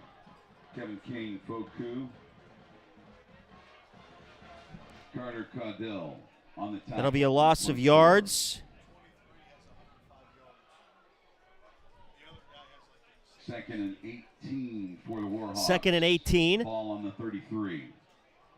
And, hey, we want to give a thanks to the camera guy over here for Bellefontaine. 105 yards for Kevin King Foku.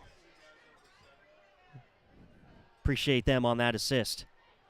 Nate Miller, the throw into the flat far side. That's Omar Bangura. Breaks a tackle to the 20. 15, 10, 5. Touchdown, Omar Bangura. Reception by Omar Bangura. Flag down. Oh, there's a penalty marker down on the far side. The penalty is going to go against Westerville Central. This one's coming back.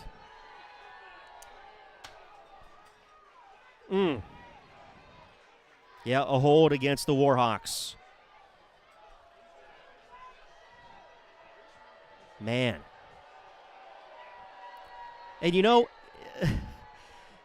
Wes, a little selfishly, that was a great moment for Westerville Central, and they've had two opportunities. Greg Woods, Omar Bangura, two big guys that would really love a touchdown right now. Selfishly, I want them to both have that moment. Selfishly, you did call Omar Bangura scoring, yes. Second down and long for Westerville Central. Nate Miller airing it out, middle of the field. Cam Hebner, incomplete. Underthrown to the right by Nate Miller. It'll bring up third down and 25. Under a minute to play in this one. It's 23-6. Westerville Central leading Bellefontaine. And just under a minute to play in the fourth. And so Westerville Central out at the Bellefontaine 41-yard line. They need the 14 of Bellefontaine for a first down. Third and 26. High snap. Nate Miller runs to his near side left. Brought down on the play at the 36-yard line. Quarterback keeper for Warhawks. And that'll bring up a fourth down for Westerville Central. Number 52. Well, I think you take the delay a game penalty here. Let the clock run down as much as you can. Or take a timeout as it's running down as well. But with the play clock at 15, game clock at 28, you can drain a lot of time. Westerville Central will actually keep the offense out there. Nate Miller goes under center. On fourth down, they'll run it. Kevin King-Foku up the middle to the 30, 25, near side 20, to the 15. Is it enough for a first down? I think they gave him the 14. I can't believe they gave him the 14-yard line. It's a first down for Westerville Central, and Kevin King-Foku snapped off a big run play, and that will take us to the end of the game. Westerville Central with their first win of 2025. 23-6 is your final. The Warhawks are now 1-2 overall. The Chieftains are 1-2 overall. And Westerville Central in the win column for the first time on the season. We'll step aside, we'll take a break, and when we come back, our post-game wrap-up. Inside the post-game, we'll talk with head coach Josh Franke, and Wes Minke picks his player of the game. That's coming up next inside our post-game wrap-up. Don't miss it on COSN.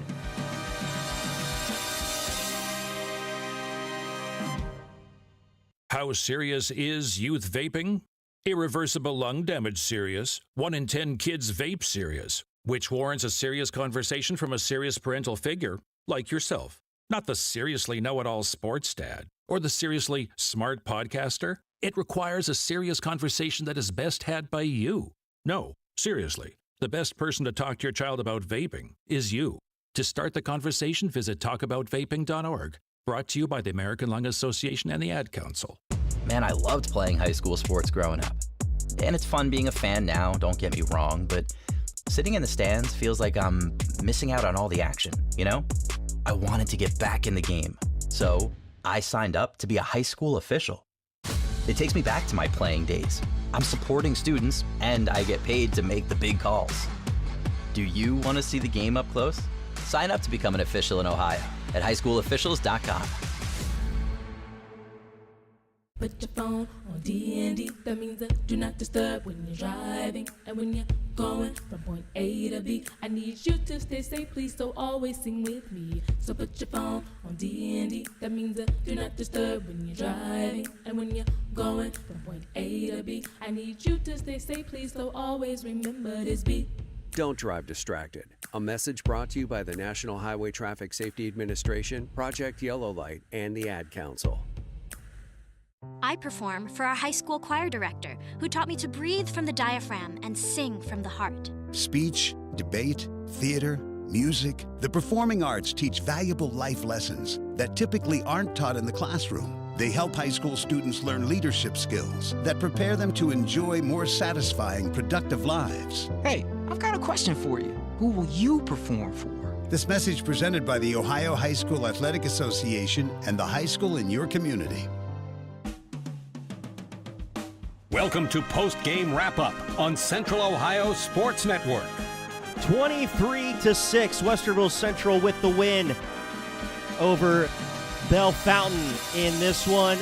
And the Warhawks celebrating down on Warhawk Field. And we're going to keep the celebration going as we go down to the field with Wes Minke standing by with head coach Josh Franke and Kevin King-Foku. Yeah, joined out here by Coach Franke and Kevin King-Foku. Huge game from both of you guys tonight. Obviously getting the first one in the column. How does it feel for you getting this one, kind of getting the rush off your back a little bit? I got some points on the board, got the monkey off your back. You know, I said earlier, kind of got this dark cloud looming. I think now it's going to loosen us up a little bit, and I think we saw some things, and I think even like Nate Miller was able to get some confidence despite the penalties. He completed some passes towards the end there, and I think that's going to build some confidence in him despite the penalty yards. Kevin King, for you, 130 yards, 2 touchdowns. What does that feel like? He told us pregame he wants to get you at least 20 touches a game. Obviously, I'm sure you got close to it, if not had it tonight. What does that feel like for you, Coach, kind of giving you that confidence? I feel great. I feel happy. I'm very thankful to my O-line. I'm very thankful to my team. I'm very happy right now. We talked about the difference between you and Caudill, the running back for Bellefontaine tonight. Both big running backs, both guys that are hard to tackle. What does that feel like for you in the fourth quarter when you're running downhill and those guys have to tackle you? I don't know. It feels amazing. Going against a running back that's my size that can actually take me down, that feels good. For you tonight, Coach, obviously you guys get the win 23-6, but the first kind of real game plan you had, getting ahead early in the game. You guys played ahead the entire time, up 3-0, that builds to 9, points go on and on and on. How does that kind of change your game plan with both Coach Nate, or with both you and Nate Miller, your freshman quarterback? How does that kind of give him confidence down late in the stretch? You know, I think it allows us to play with a little bit more confidence. I think as a play caller, it allows me to get a little more risky and call some stuff that, you know, maybe is 50-50 and maybe hasn't worked great, like the Wildcat pass with Kajai. That's something that all week it really didn't look great, but it just felt right at the time, and when you had a lead, you could kind of call those. But, you know, then with Nate, I think having the lead and not having the pressure of having to get a first down or having to complete a pass and just, you know, knowing it's all right, I think that loosens him up a little bit.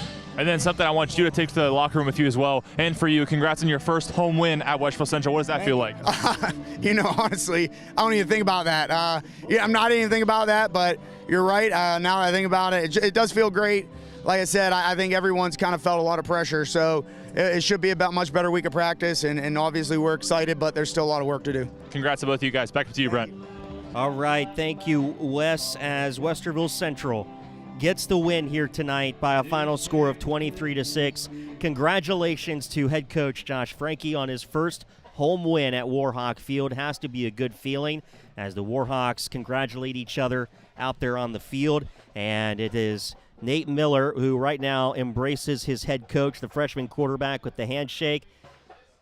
Coach Franke embracing Kevin Blas as well as they walk off the field. All the coaches are in enjoyment. They're really soaking in the moment right now of this win, 23-6 over Bellefontaine. When we come back, our post-game wrap-up continues. We'll join with Wes Minke and talk about our final thoughts in this one as Westerville Central victors for the first time this season, 23-6. Post-game wrap-up continues on COSN.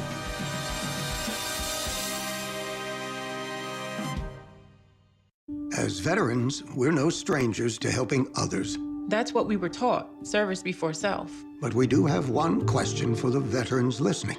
When was the last time you reached out for help? If you or someone you know needs resources, whether it's for stress, finances, employment, or mental health, don't wait. Reach out. Find more information at va.gov/reach. That's va.gov/reach. Brought to you by the United States Department of Veterans Affairs and the Ad Council. Hi, I'm former Major League Baseball All-Star Al Oliver. When I played, I tried to make it a simple game, like see the ball, hit the ball. But trust me, sports are not that simple. Try to remember that when you watch an interscholastic athletics contest where everyone is trying their best in a game they all love. So please be courteous and set an example that reflects positively on your school and community. Let's remember to respect the game. Check the back seat. Check the back seat. All right, come here. Check the back seat. Gets in your head, right?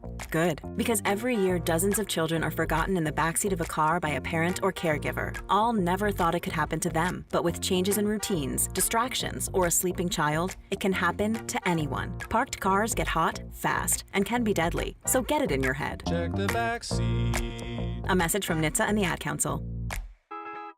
Cats are masters at using up their 9 lives, like chasing laser pointers into walls or jumping onto high shelves. But the one thing cats never do, text while driving. So be like a cat and protect your one and only life. Don't text and drive. Don't drive distracted. A message brought to you by the National Highway Traffic Safety Administration, Project Yellow Light, and the Ad Council. You're listening to Post Game Wrap Up on Central Ohio Sports Network.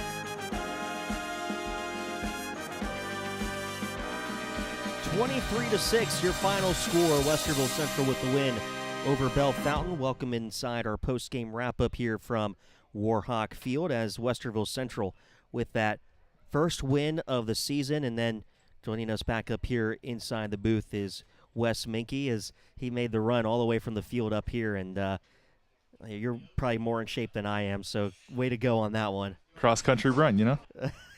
That was a long time ago for me. The 15-mile runs are a thing of the past now.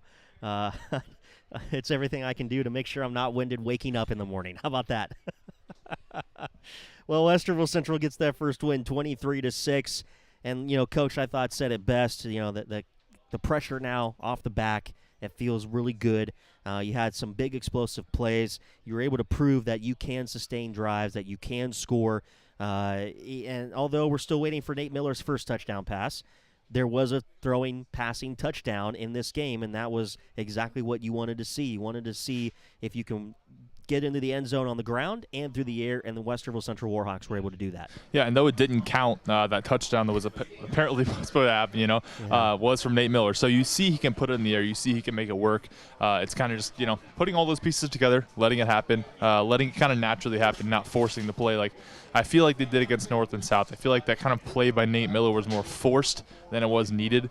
Obviously, you see tonight what it can look like when Kevin King-Foku can just run wild all over a defense. So obviously, that's got to be the game plan moving forward.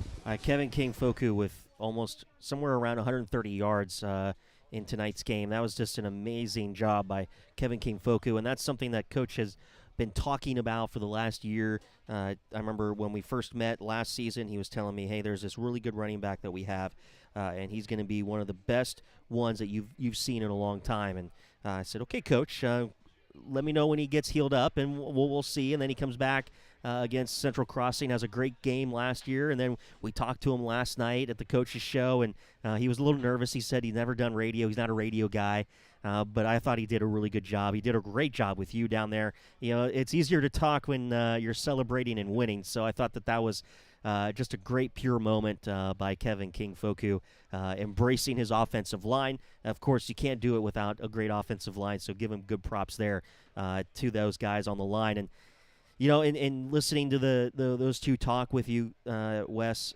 it was evident that there was a weight lifted off of them, and I think, Coach, again, said it pretty well. Practice this next week is going to be a little nicer. Yeah, and I think it was cool, too, when he mentions, as he's standing there, close to the 50s, this is his first win at Warhawk Stadium. Been in for 2 years, right? Like, that's a big monkey off your back to have, and I don't think many people kind of recognize that. It feels like, oh, of course he's going to win, a game at Warhawk Stadium in his first year. Like, this team needed some help. They needed some rebuilding, and he's done that.